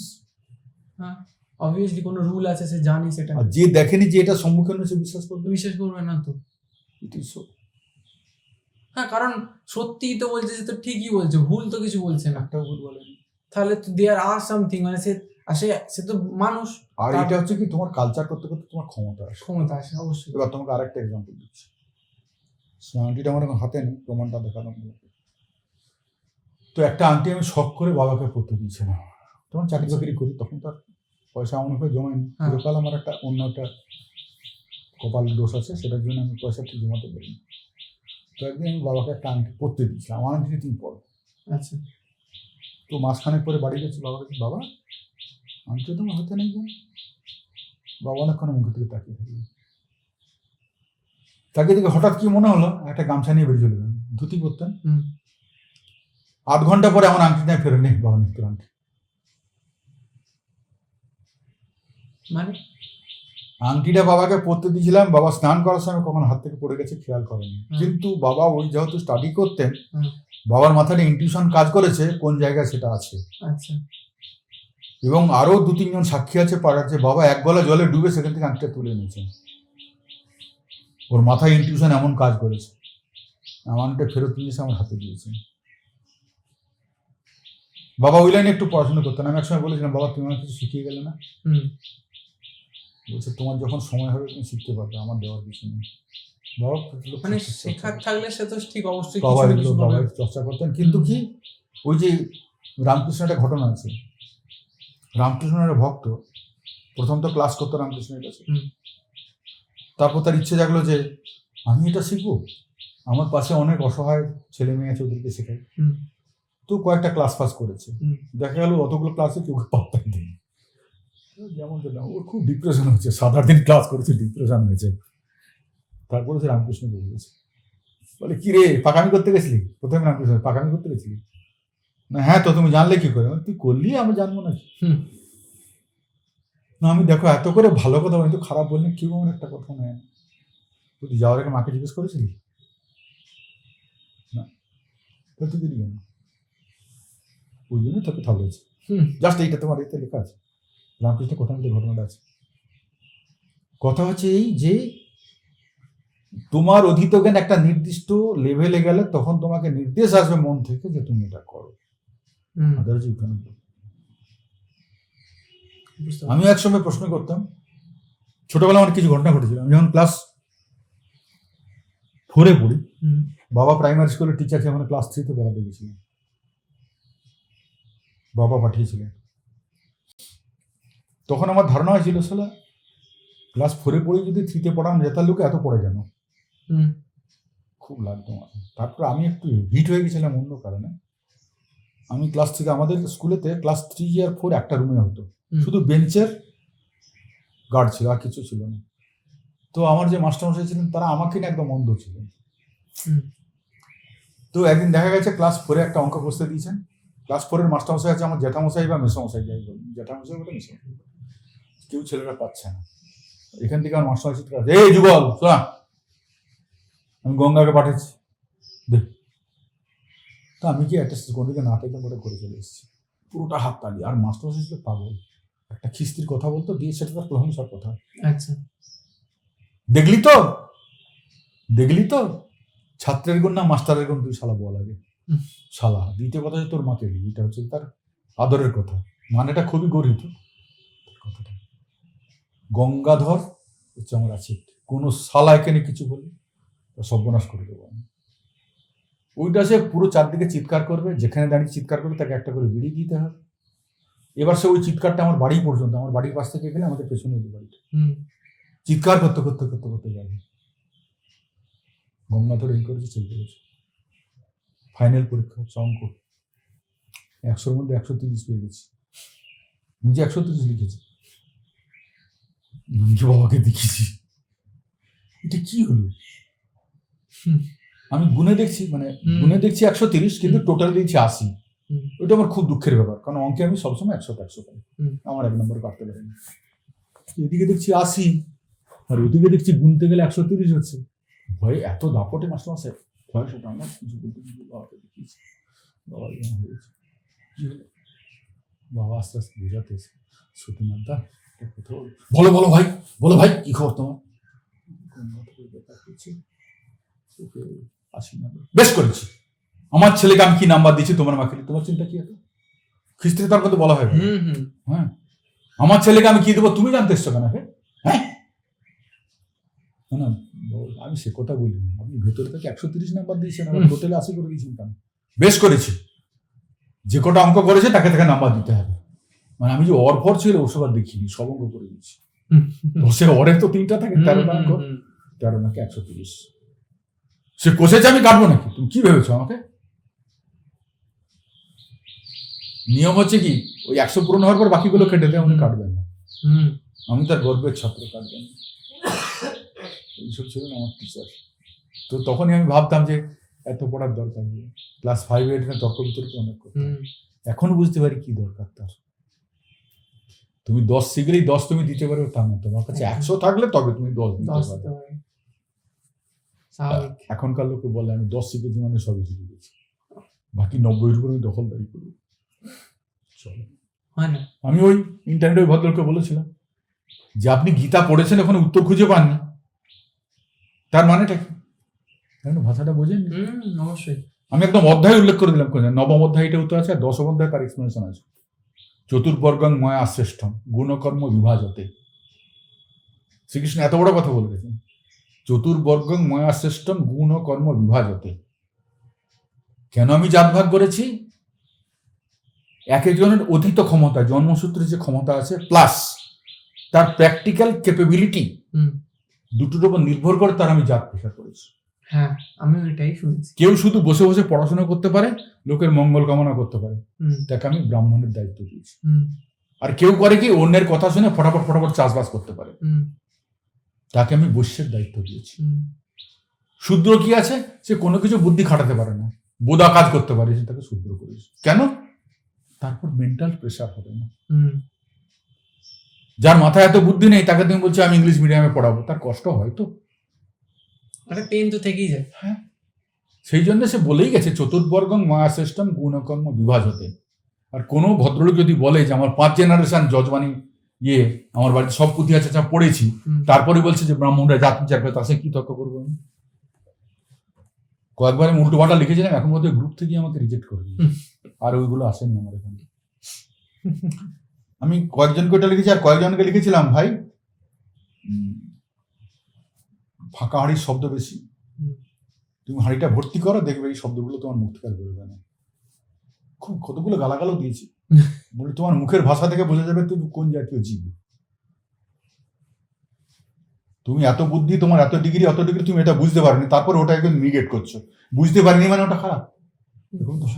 বোঝার চেষ্টা করো, নিজে পড়ো, নাহলে কারোর কাছে পড়ো। আমার এক বন্ধু আছে প্রাণগোপাল সরকার, ও দুর্গাপুর মেডিকেল কলেজের হেড অফ দ্য ডিপার্টমেন্ট। ও একবার লিখেছিল যে কারো কাছে যদি কোনো বই থাকে যাতে গীতা সহজে বোঝা যায়, তাহলে আমাকে হেল্প করো। আমি তাকে উত্তর লিখেছিলাম, গীতা বোঝানোর জিনিস নয়, গীতা বোঝার জিনিস। একদমই তাই। যে যেমন পড়ে সে তেমন বোঝে। হ্যাঁ, এই কথা আমি শুনেছি। থার্ড কথা বলেছিলাম, দেখ আমি জীবনে প্রথম গীতা পড়েছিলাম ক্লাস 4-এ, ভারত সেবাশ্রম সংঘের পরীক্ষা দিতে যাওয়ার সময়। আজকে আমার 70 বছর বয়স, এখন আমি গীতা পড়ি। ইন্টারপ্রিটেশনটা আলাদা, তোর interpretation heaven and hell difference. হ্যাঁ, তোমার রক্তের মধ্যে কিরকম ঢেউ তুলবে, it's quite different from that period. ওই যে তোমাকে 2 লাইন বললাম, নৈন্যং ছিন্নন্তি শস্ত্রাণি নৈন্যং দহতি ভাবত, ক্লাস 4-এ আমি প্রথম পড়েছিলাম, প্রথম পরীক্ষাতে ওটাই দিয়েছিলাম। সেটাকে যারা বোঝেনি তারা বলবে ওই শালা ব্রাহ্মণ সব জাত বিচার করে। তুমি হিন্দু শাস্ত্র এত বড়, তার ধারে কাছে আমার সমস্ত এখন মোটামুটি কিছু কপি আছে, বেদ পুরাণ উপনিষদ থেকে পরপর সব আমার কাছে স্টেপ বাই স্টেপ আছে। অত তুমি পড়ার মতো তোমার জীবনই নেই। আগেকার লোকে সহস্র সহস্র বৎসর বাঁচতো, তাই তারা পড়তে পারতো, ভাবতে পারতো। তুমি বাঁচবেই এখন 50 বছর, পড়বে কি? তাই তো। এইবারে বড় বড় সাধুরা এই কথা বলে গেছে, জানোই মানো। এত ছোট্ট করে বলেছে, জানোই মানো। ও কারকে এক্সপ্লেন করো। যোগ, জ্ঞান যোগ, ভক্তি যোগ, কর্মযোগ। যোগ মানে কি? কার সঙ্গে যোগ? যেখান থেকে এসো তার সঙ্গে যোগ, যেখানে ফিরবে তার সঙ্গে যোগ, কানেকশন। তার কতগুলো পন্থা। একটা হচ্ছে কি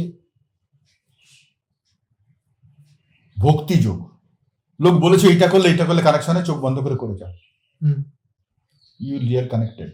হুম জ্ঞান যোগ, পা দেবে বুঝে পা দাও, ওটা কি আমি কি সেটাও জ্ঞান যোগ। আর হচ্ছে কর্মযোগ, কিছু কাজ করে করে তুমি আনন্দ পাও। ঈশ্বর কি, আমার এইখানে ডেফিনেশন হচ্ছে কি, ঈশ্বর হচ্ছে আনন্দ। হুম তুমি একটা কিছু করে ভালো লাগলো, সেটাই হচ্ছে ঈশ্বর।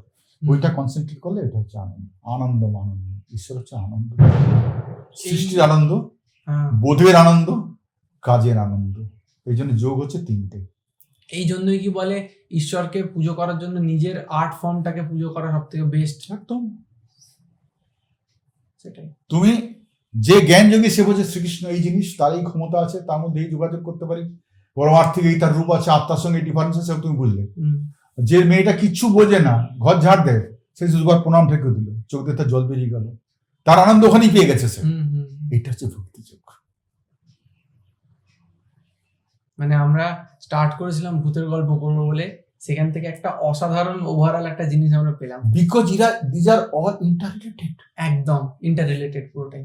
and it is created from the basic knowledge. Basic knowledge থেকে বাই স্টেপ ক্রিয়েটেড হতে হতে তোমার ব্রেনটা আপার লেভেলে এলো, পুরোটা ইন্টারকানেক্টেড। হ্যাঁ। এবার তুমি চলে এলে কি আধুনিক বিজ্ঞান বলেছে কি, there is an wave that is called ethereal wave, which is perceptible only by the electronic methods, scientific methods, but it cannot be exhibited. দেখানো যায় না, বোঝা যায়। এক্সাম্পল, কলকাতা আকাশবাণীতে গান হচ্ছে, তুমি এখানে বসে শুনছো, তাহলে তুমি এখানে বসে প্রেয়ার করছো, আমেরিকাতে একজন বুক নাড়াচাড়া করছে। তুমি যদি বলো এটা আমার বিজ্ঞান, আমি বলবো ওটাও একটা বিজ্ঞান। ভগিনী নিবেদিতা গন্ড গ্রামের স্কুলে সে ছিল মাস্টার, কেমন হঠাৎ সে স্বপ্ন দেখলো কেউ তাকে এরকম করে ডাকছে, স্বপ্নটা তার বাস্তবে দিবা স্বপ্নে পরিণত হলো। যেদিকে তাকায় সেদিকে তাকায়, আরে কি হলো, গেরুয়া পোশাক পরা পাগড়ি একটা লোক শুধু এরকম করে ডাকছে, দুটো হাত এরকম করে ডাকছে। ইলিউশন, একটা ব্রেন দেখায় না, মাইট বি মনের রোগ, মেন্টাল ডিজিজ, বাট সে রিয়েলাইজ যেটা এত পাওয়ারফুল হয়ে গেছে, আমাকে বলছে তোমাকে কাজ করতে হবে না, you leave it, you are for this to come to me, there is no other function. Nivedita অতিষ্ঠ হয়ে গিয়ে চাকরি ছেড়ে দিল। এবার কি করবে, ব্লাইন্ডলি রাস্তা বেরিয়েছে। C was loitering, C did not know I am going to India. অন্ধের মতো ঘুরতে ঘুরতে এখানে পৌঁছে গেছে, আর বারবার মাঝে মাঝে ওই মূর্তিটাকে এরকম করে ডাকছে। এগুলো হয় কি করে, কোন লেভেলের কানেকশন এগুলো? এইটা হচ্ছে ইথারিয়াল লেভেল, এক্সপ্লেন পরে সবকিছু। এবার নিবেদিতা ইন্ডিয়া এসে তাকে দেখতে পেলে, এই তো সেই, এই তো আমাকে ডেকেছে, সেম ফেস, হ্যাঁ, প্রণাম করে ফেলল বিবেকানন্দ। তাহলে ও তার কাছে কি, ও পিতা, মাতা, দেবতা, হিউম্যান বিং। বিবেকানন্দ একটা হিউম্যান বিং, আর সে নিবেদিতা তাকে, আমার হিন্দু ধর্মের মধ্যে এত সংক্ষিপ্ত হয়ে গেল, পঞ্চনদীর তীরে গিয়ে তাকে তর্পণ করছে। আমার পিতা চলে গেছে, তাকে তর্পণ করছে। অমরনাথের রাস্তা করবে পঞ্চনদী, এখানে গেলে গায়ে কাঁটা দিয়ে উঠবে। কালকেই বোধ হয় না পরশু দিন বলছি, ওখানে যাওয়ার পর আমার কি ফিলিংস হচ্ছিল। পশ্চিমে সূর্য অস্ত যাচ্ছে, আমরা যাচ্ছি উত্তরেতে, নদীটা পেরোচ্ছি আস্তে আস্তে, সূর্যটা, নদীটা 5 ভাগে ভাগ হয়ে গেছে, ওই জন্য নাম পঞ্চনদী। 5টা সূর্য, একটা সূর্য উপরে, 5টা সূর্য নিচে। নদীর দিকে যখন নামছি, ওখানে অজানা একটা বিশাল বড় পাহাড়, মানে বিশাল বড় একটা গাছ আছে, সেখান থেকে বিশাল বড় ফুলের পাপড়িগুলো ঝরে ঝরে পড়ছে। তোমার মনে হচ্ছে তোমার উপর থেকে আশীর্বাদ করছে, তুমি নামছো পঞ্চনদীতে। কি ফিলিংসটা হবে ভালো, যাচ্ছ তুমি অমরনাথে। This was my feelings. এই ছিল নিবেদিতা। তো এটা বলা হচ্ছে ইথারিয়াল ওয়েভ। তাহলে ইথারিয়াল ওয়েভে তুমি যদি রেডিওটাকে মানো, তাহলে এটা তুমি কেন মানবে না? তুমি বলবে ও পাগলি ছিল, ভূত দেখেছে, how is it possible? The same story I have heard from 2 West বেঙ্গলিয়ান।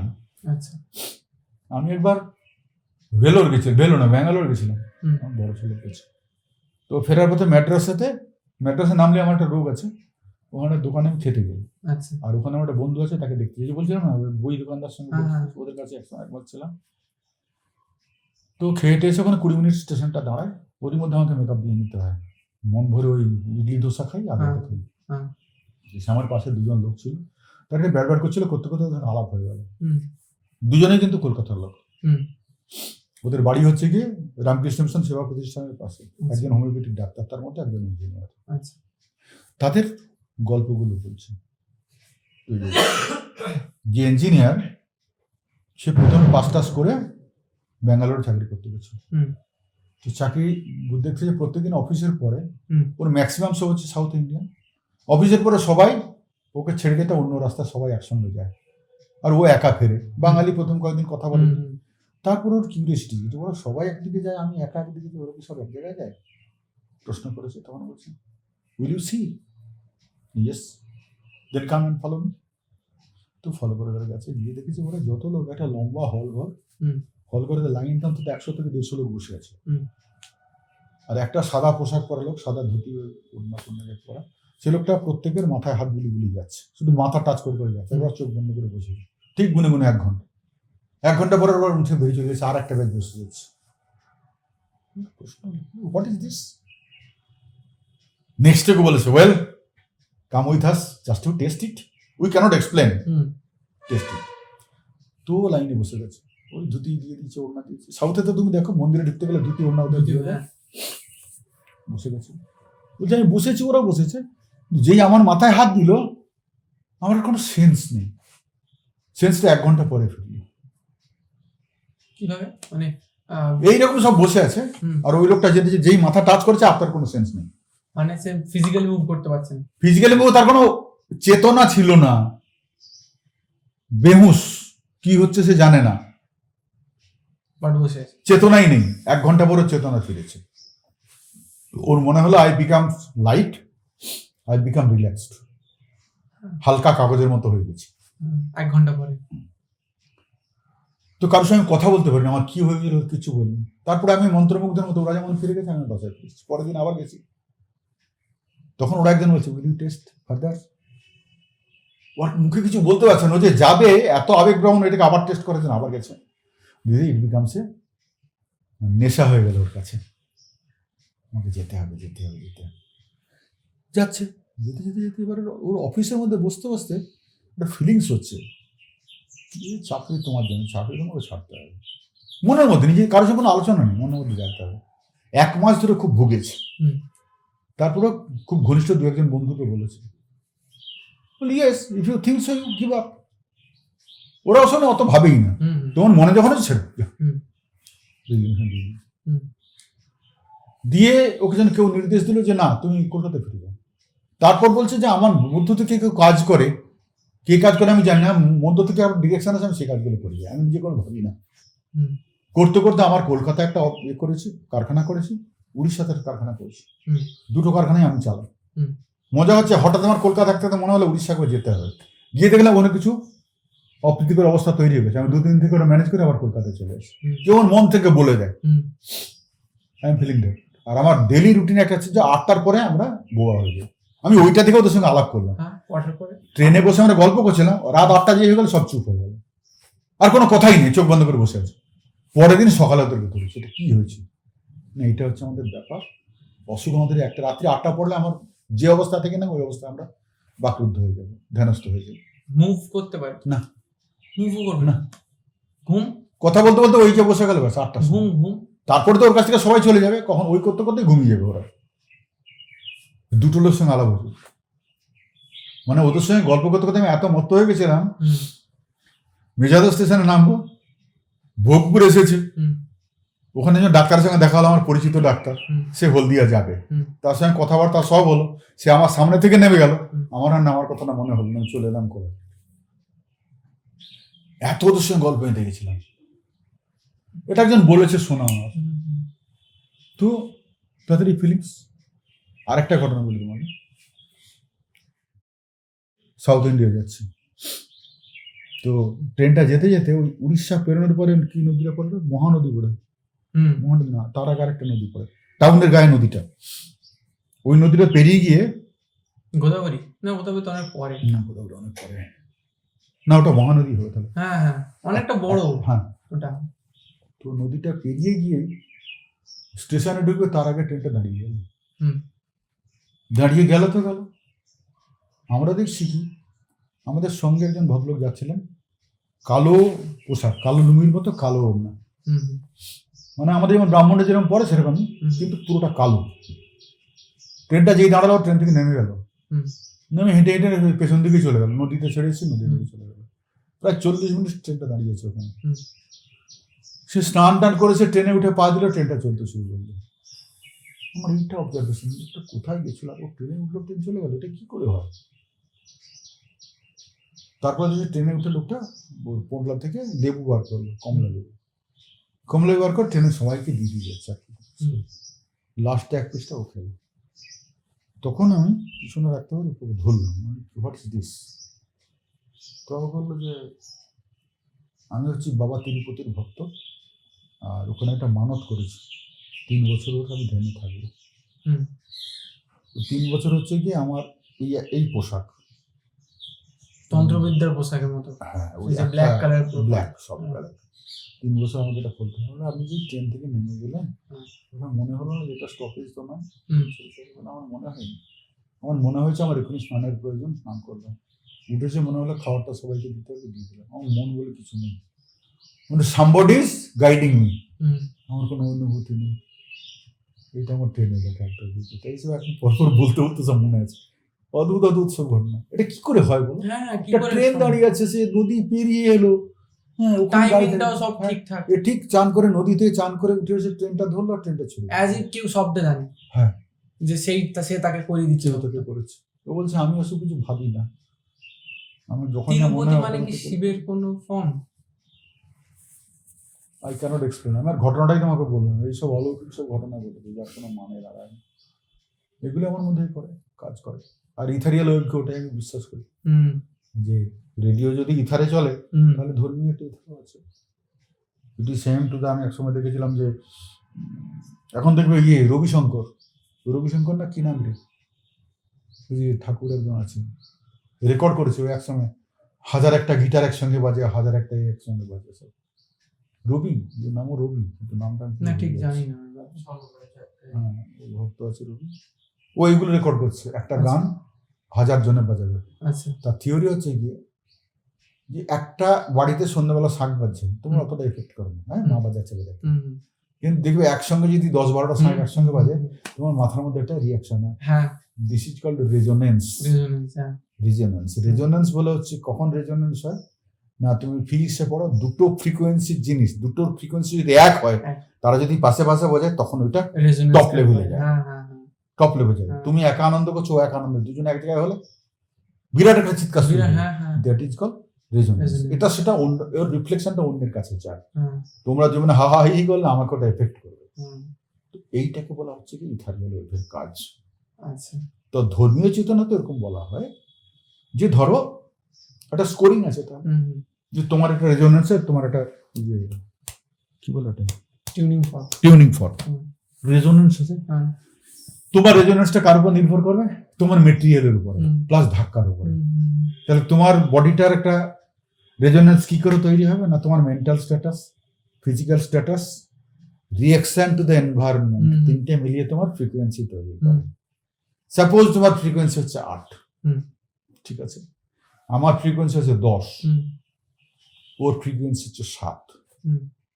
এবার তুমি একটা জিনিস ভাবছো, ভাবতে ভাবতে ওইটা যদি খুব জোর হয়ে যায়, তোমার পাশে ওই 8-এর ফ্রিকোয়েন্সি কেউ যদি থাকে, দুজনে লাগলো একই চিন্তা, সেটা এমন জোরে কাঁপতে শুরু করলো, কাছাকাছি যে কম্পাঙ্ক 7 তাকে এফেক্ট করলো, ওটা অন্য কাজ করছিল, ওর মধ্যে ধর্ম চেতনা জেগে গেল।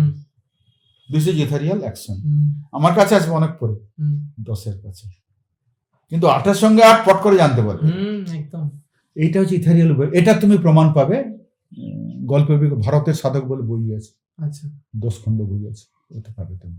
এই ঘটনাটা পরপর করা আছে। রামকৃষ্ণকে এক মহিলা সাধ্বী দীক্ষা দিতে এসেছিলেন, তিনি নিজে এসেছিলেন দীক্ষা দিতে, উনি জানেন কেন? Ethereal connection. উনি যেখানে বসেছিলেন, উনি ওখানে বসেছেন যে somebody is waiting for me, আমার তাকে দীক্ষা দিতে হবে। হ্যাঁ, সেইটা ওনাকে রামকৃষ্ণের কাছে নিয়ে এসেছে। উনি এসে বললেন যে আমি তোকে দীক্ষা দিতে এসেছি, আমার তোকে দীক্ষা দিতে হবে। Same occurred in Rameswaram. আচ্ছা, রামেশ্বরমের একটা ঘটনা ঘটেছিল। একজন সাধু ওখানে বসে আছেন, আর আমি নামগুলো সব ভুলে, ভারতের সাথে পড়লে পাবে। ও বাড়ি থেকে একটা উত্তেজনা বোধ করছে, বাড়ি ছেড়ে আমাকে চলে যেতে হবে। কি ওখানে পৌঁছেছে, বলছে আরে তোর জন্য বসে আছি, আমার যাওয়ার সময় হয়ে গেছে, তোর জন্যই বসে আছি। উনি ওকে দীক্ষা দিলেন, দীক্ষা দিয়ে নিজের হাতে খাওয়ালেন, খাইয়ে উনি দেহত্যাগ করলেন একদম রামেশ্বরের ঘাটে। দেহ ত্যাগ করবে, মৃত্যুবরণ। আমি ওই জন্য বসে আছি। আচ্ছা, তুমি এর বই পড়েছো? গৃহযোগী, কি নামটা ওর? ওয়েস্ট বেঙ্গল। আজ নামটা খুব ভুলে যাচ্ছে। গৃহযোগী, ওনার কতগুলো ঘটনা বলছে, ওনার লাইফ হিস্ট্রি পড়েছি, ঘটনা এগুলো পড়লে পাবে। আমার কাছে সব স্টক আছে, আমার লাইব্রেরি, আমার কম্পিউটারটা লাইব্রেরি আমার এখানে। বলছে গৃহযোগীর নামটা কি রে, ভুলে যাচ্ছি কেন? খুব পপুলার, উনি গৃহযোগী। আচ্ছা, উনি কাজ করতেন ওয়েস্টার্ন মেজার্সের ডিপার্টমেন্ট, মানে জরিপের ডিপার্টমেন্ট। তো ওনার ট্রান্সফার হচ্ছে হিমালয়ের ডিপার্টমেন্ট, ওখানে গেছেন। কেন ট্রান্সফার হয়েছে? ট্রান্সফার হয়ে চলে গেছেন। তো উনি আধ্যাত্মিক কিছুই পূজা আর্চা সাধনা এসব করেন। এমনি পূজার নেশা আছে, পূজার গুরুগিরি বা ওই যে ধ্যানগিরি উত্তর না। তো ওখানে অফিসে বসেছি, তো হঠাৎ মনে হলো সালা আমি এখানটা কেন এলাম, কেউ আমাকে নিয়ে এলো। এই লাইনে যারা চিন্তা করে তাদের মাথায় পোকা ঢোকে, হবে। ঘুরতে ঘুরতে ঘুরতে ঘুরতে ঘুরতে হঠাৎ পৌঁছে জায়গাটা পছন্দ হলো। পছন্দ হলো মানে ওই জায়গাটাকে এসে বসে, দেখলো এবার ওর পূজা আর্চার খুব সুবিধা হচ্ছে জায়গাটাতে। তারপর ওর সাথে দেখালো যে ওই জায়গাটা গেলেই কেউ ওকে কিছু ডিরেকশন দেয়, যেটা পরের দিন মানতে হয়।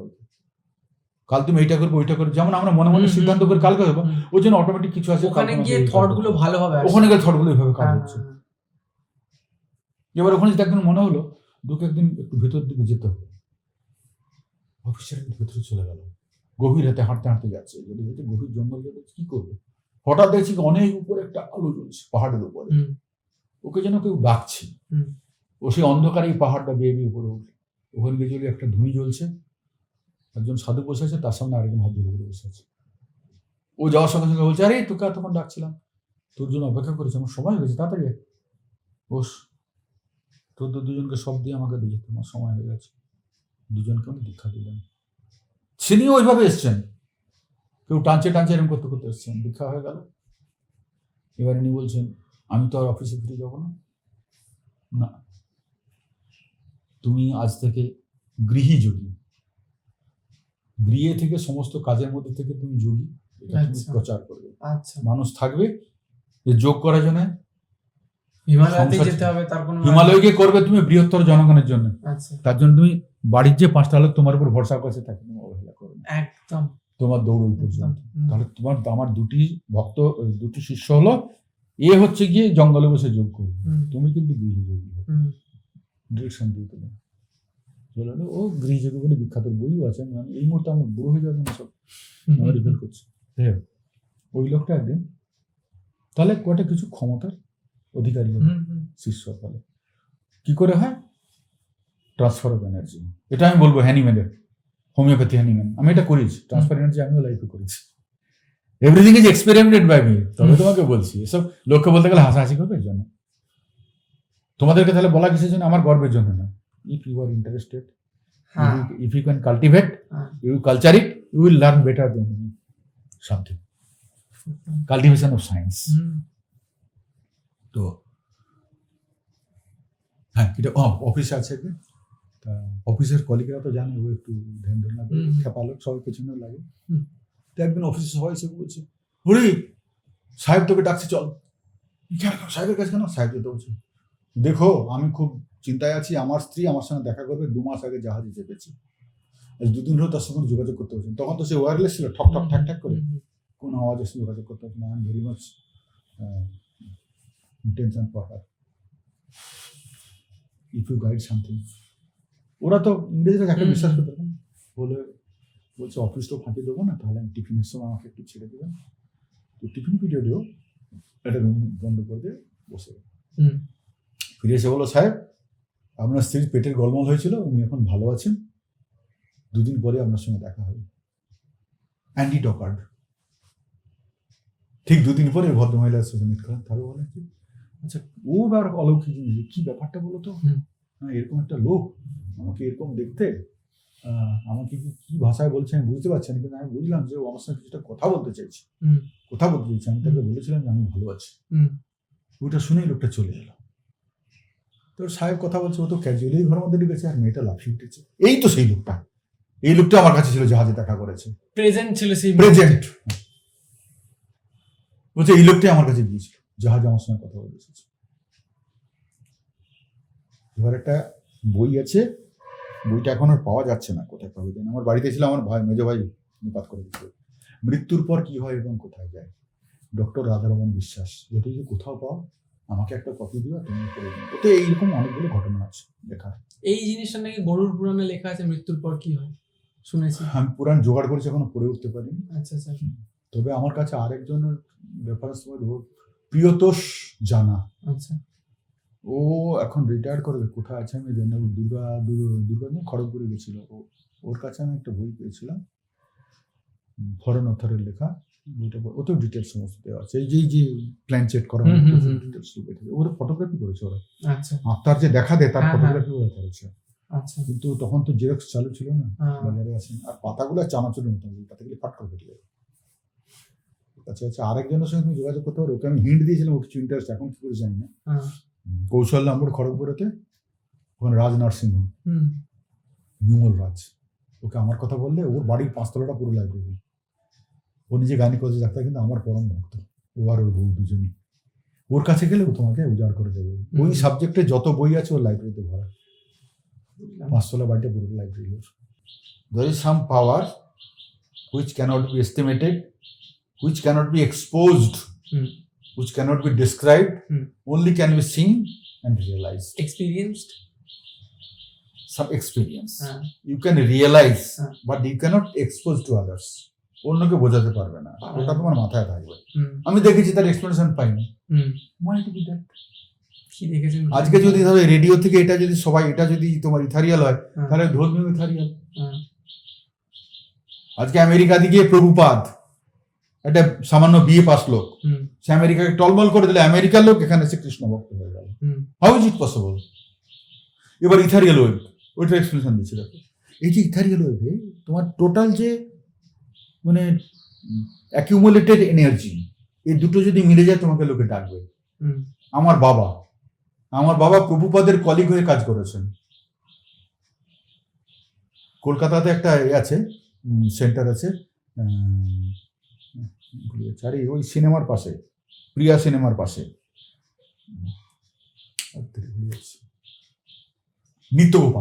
নিত্যগোপালের আশ্রম আছে কলকাতায়। নিত্যগোপালের আশ্রমেতেই প্রভুপাদ 1 মাস ছিলেন, কীর্তন করতেন। ওই সময় কোনোভাবে বাবা ওনার সঙ্গী হয়ে কীর্তন করেছে। অনেক পরে বাবা স্বীকার করেছেন। বাবাকে তো আমি ঠিক ধরতে পারিনি, কারণ উনি আমাকে রিলিজিয়াস লাইনে নিয়ে যেতে চান না, আমাকে বারবার ওখান থেকে বার করে দিয়েছেন। আমার বাড়িতেও নিত্য পূজা হয় নারায়ণে। আমি যেদিন ডাক্তারি পাস করে খবর নিয়ে এলাম, সেদিন থেকে বলে তোমার থেকে দরজা বন্ধ। সেদিন থেকে আমাকে মন্দিরে ঢুকতে দেয়নি। বলছে তোমার দেবতা ওখানে, পেশেন্ট হচ্ছে তোমার দেবতা, তোমার এখানে ঢোকার অধিকার নেই। বাবা বলেছিলাম সেটা ওখানে মানে। আমি সেদিনও কাকে একটা বলছিলাম যে এই যে নেড়া নেড়া মেয়েগুলো পড়ে আছে, এগুলো কেউ নেই, এরা আমার কাছে দেবী। এরা দেবী। আচ্ছা। সাহিয়া, কদিন সাহিয়ার মিটিং ওখানে বলেছি। আমি মেয়েদের কখনো 2টো হাত দেখতে পাই না, মেয়েদের আমি 10টা হাত দেখতে পাই। প্রত্যেকটা মেয়ে আমার কাছে দুর্গা, প্রত্যেকটা মেয়ে আমার কাছে দুর্গা। দেবী দুর্গা 2টো হাত অ্যাক্টিভ, বাকিগুলো সাইলেন্ট পেছন থেকে। আমাদের সামনে যে মেয়েরা থাকে ওদের 10টা হাত আছে, আমরা দেখতে পাই না।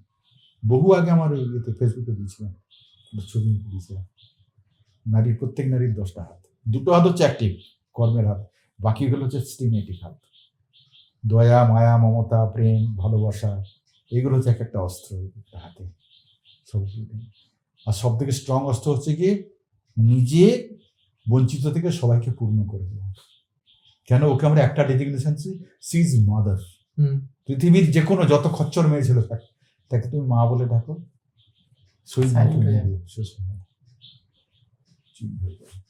আমি এখনো বিশ্বাস করি আমার সব পেশেন্ট হচ্ছে মা বাবা। দে সেভড মি। আমার যেমন 8খানা অ্যাক্সিডেন্ট হয়েছে, আমার বোঝার কথা নয়, কিন্তু আমি বেঁচে আছি। আমাকে মেরে বস্তায় করে পাচার করে দেওয়া হয়েছিল, তার মধ্যে প্রায় 2 ঘন্টা পড়েছিলাম বস্তার মধ্যে, তারপরে আমি বেঁচে গেছি। It's a miracle in my life. And there is God কারণ যে তিনজন প্ল্যান করে আমাকে মেরেছিল তিনজনে ক্যান্সারে মারা গেছে। I am still living, this is I pray, I believe in God. তো এইগুলো ব্যাপারটা ঠিক প্রত্যেকটা সায়েন্স ইন্টার রিলেটেড। তুমি যদি কোরিলেট না করতে পারো, that is the fault of you.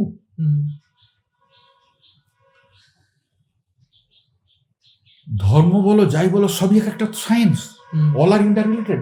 তুমি যদি একটা থেকে কিছু আরেকটা প্রয়োগ করো, তুমি বেনিফিটেড হবে, ইউ উইল গেট সামথিং। আমি হ্যানিম্যানের বই পড়েছি ছোটবেলায়, আমি 11-এর আগে হ্যানিম্যানের বই শেষ আমার পর। তো ওখানে একটা চিকিৎসা আছে যেটা তোমরা শোনোনি, পাস দেওয়া। হ্যানিম্যানের চিকিৎসাটা পাস দেওয়া। পাস দেওয়া মানে কি? আমাদের মৃত্যু কেমন করে হয়? চিকিৎসা আর মৃত্যুর মধ্যে তফাৎ কি? আজকে ওষুধ দিচ্ছি, তোমার কাজ করছে, একটা সেম ওষুধ আর কাজ করছে, তখন বলছে এটা শেষ, আর কিছু করা যাবে না। তাহলে কি তোমার body status, change of status, এটাই তো ব্যাপার। এটাকেই বলা হচ্ছে যে মানে ওই সময় যদি তোমার এনার্জিটা বাড়িয়ে দেওয়া যায়, আচ্ছা, তাহলে আবার বডি কাজ করবে। হ্যাঁ, একটা কোয়াক ডাক্তার দেখছিল রোগীটা মরমরো, তাকে নিয়ে গেল বড় একটা নার্সিং হোমে, একটা ওষুধ কি ফুটিয়ে দিল, তারপর সেদিকে চোখ খুলে কথা বলছে। কোয়াক ডাক্তারটা বলছিল আত্মহত্যা, আর তার থেকে বড় একটা ডাক্তার কাছে পরের বারে নিয়ে গেলাম, সেখানে কাজ করলাম, বা ওই ডাক্তারের কাছে আবার নিয়ে গেলাম, কাজ করলাম। তাহলে কি বডির ফাংশন একটা আছে যেটা ওষুধের সঙ্গে সিঙ্ক্রোনাইজ করে, তবে তোমাকে বাঁচতে সাহায্য করে বা চিকিৎসায় সাহায্য করে। সেই পাওয়ারটা যদি বাড়িয়ে দেওয়া যায়, তাহলে বডি আবার কাজ করবে। এই থিওরি যদি সত্যি হয়, হ্যানিম্যান যেটা করলো সেটা এনার্জি ট্রান্সফার করে দিলেন। পেশেন্ট একটা মরমরে হয়েছে, ওর মাথায় হাত দিলেন, ট্রান্সফারের কোনো পদ্ধতি আছে, উনি বললেন আমার থেকে পরমায়ু ওকে দিয়ে দাও, পেশেন্টটা বেঁচে উঠবে। ইট অকার্ড ইন হিজ লাইফ। এই ঘটনাগুলো কোথায় পড়েছি আমরা? মহাভারতে পড়েছি, পুরাণে পড়েছি গল্পগুলো। পরবর্তীকালে হোমিওপ্যাথ যে হ্যানিম্যান, তিনি কে ছিলেন? তিনি একজন অ্যালোপ্যাথিক ডাক্তার ছিলেন, তিনি হোমিওপ্যাথির জন্ম দিয়েছেন, তিনি ওটাকে প্রয়োগ করলেন ধর্ম থেকে চিকিৎসাতে। তিনি বললেন হ্যাঁ এটা সফল। এখন তুমি সব জায়গায় পাবে না, বিশ্বাস করবে না। But there are some persons who deal with it. আমার ন্যাশনাল মেডিকেল কলেজে আমি ইন্টার্নশিপ করছি তখন, আইটি। তো সুইজারল্যান্ড থেকে একটা টিম এলো, আমরা অ্যানেস্থেসিয়া করবো। কি করবো অ্যানেস্থেসিয়া? না, ইলেকট্রনিক অ্যানেস্থেসিয়া। মানে কি চোখের দুটো পাতায় দুটো ইলেকট্রোড লাগিয়ে দিল, দিয়ে কারেন্ট পাস করবে, চোখটা অ্যানেস্থেসিয়া হয়ে গেল, ইঞ্জেকশন পত্র হলো, অপারেশন হয়ে গেল। ঠিক আছে, এটা ওরা দেখিয়ে গেছে। তা আমার মাথায় ছিল মেসমেরিজম অ্যানেস্থেসিয়া। এই বলতে গেলে সব বক্কা মারা হয়ে যায়, বলছি। সেটা কি? মেসমেরিজম অ্যানেস্থেসিয়া, কোনো ওষুধ দেবো না, আমি তোমার দিকে তাকিয়ে থাকবো, তুমি অ্যানেস্থেসিয়া হয়ে যাবে। হিপনোটাইজ যেটাকে আমরা বলি। হ্যাঁ, I have done it in 2 hospitals, সাহাসা ডিস্ট্রিক্ট হসপিটাল, আর এটা হচ্ছে গিয়ে মহাত্মা গান্ধী যেখানটা ছিল, জন্মস্থান কোথায় ছিল জানো? পোরবন্দর নয়, মহাত্মা গান্ধী ওইখানে বিশাল আশ্রম আছে, জায়গাটার নামটা শুধু ভুলে যাই। ওইখানে একটা হসপিটাল গেছিল, ওখানে গিয়ে দেখেছিলাম। মানে এটা কি করে হয় আমি জানতে চাই না পুরোটা। আমি আমার এনার্জি, আমি তোমার মুখের দিকে তাকালাম, তুমি কোনো কষ্ট অনুভব করো না, তোমার অপারেশন হয়ে যাবে। তুমি শুধু আমার দিকে তাকিয়ে সেন্সে থাকবে। হ্যাঁ, 2টো মেয়ের অপারেশন করে দিয়েছে, সেন্সে থাকবে সারাক্ষণ। হ্যাঁ, পেট কেটে অপারেশন হয়েছে,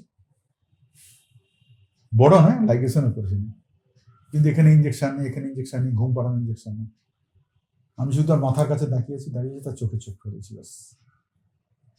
মানে তার সোলের সাথে কোনোভাবে কানেক্ট করতে হয়, অ্যান্ড সেটাকে নিজের দিকে, তার কনসেন্ট্রেশনটা নিজের কাছে টেনে নেওয়া, যাতে সে তার বডিতে কনসেন্ট্রেট না করতে পারে। দ্যাট কাইন্ড অফ কোনো, সে আমার দিকে তাকিয়ে থাকবে, তার অপারেশন হয়ে যাবে। দুটো কেস করেছি, তার সাক্ষী আছি। ওয়াও। সারসা হসপিটালে একটি মেয়ে আছে, সে আমার খুব ভক্ত, অন্ধভক্ত, আমার দেখা হলেই প্রণাম করেছে। মানে এই যেটা এক্সপেরিমেন্টই বলছি, এইটা করার জন্য তো অনেকটা প্র্যাকটিস দরকার, অনেকটা নলেজ দরকার। মাথায় পোকা আছে। আমি এগুলো তো প্র্যাকটিস তো ক্লাস 8 থেকে করি, আমার কোনো গুরু নেই। অনেক কিছু আর শব্দ বলা যায় না, সে বলতে নেই। আমি এই যে গল্প করছি, এই পাওয়ার আমার নষ্ট হচ্ছে। মানছি বলতে নেই। আমি একটা জিনিস যেখানে জিজ্ঞাসা করতে চাই, মানে আমি যদি পেশেন্ট হই, আপনি ধরুন আমাকে ওরকম কোনো একটা স্টেটে নিয়ে চলে গেলেন যেখানে আমি পেন ফিল করছি না, আমি পুরো অফ, আমি অফ, বাই চান্স যদি আমি অফই রয়ে যাই, আমি যদি রিটার্ন না করতে পারি, আমার কনসিয়াসনেস যদি ফিরে না পাই, না, সেটা হবে না। সেটা হবে না। This is interesting.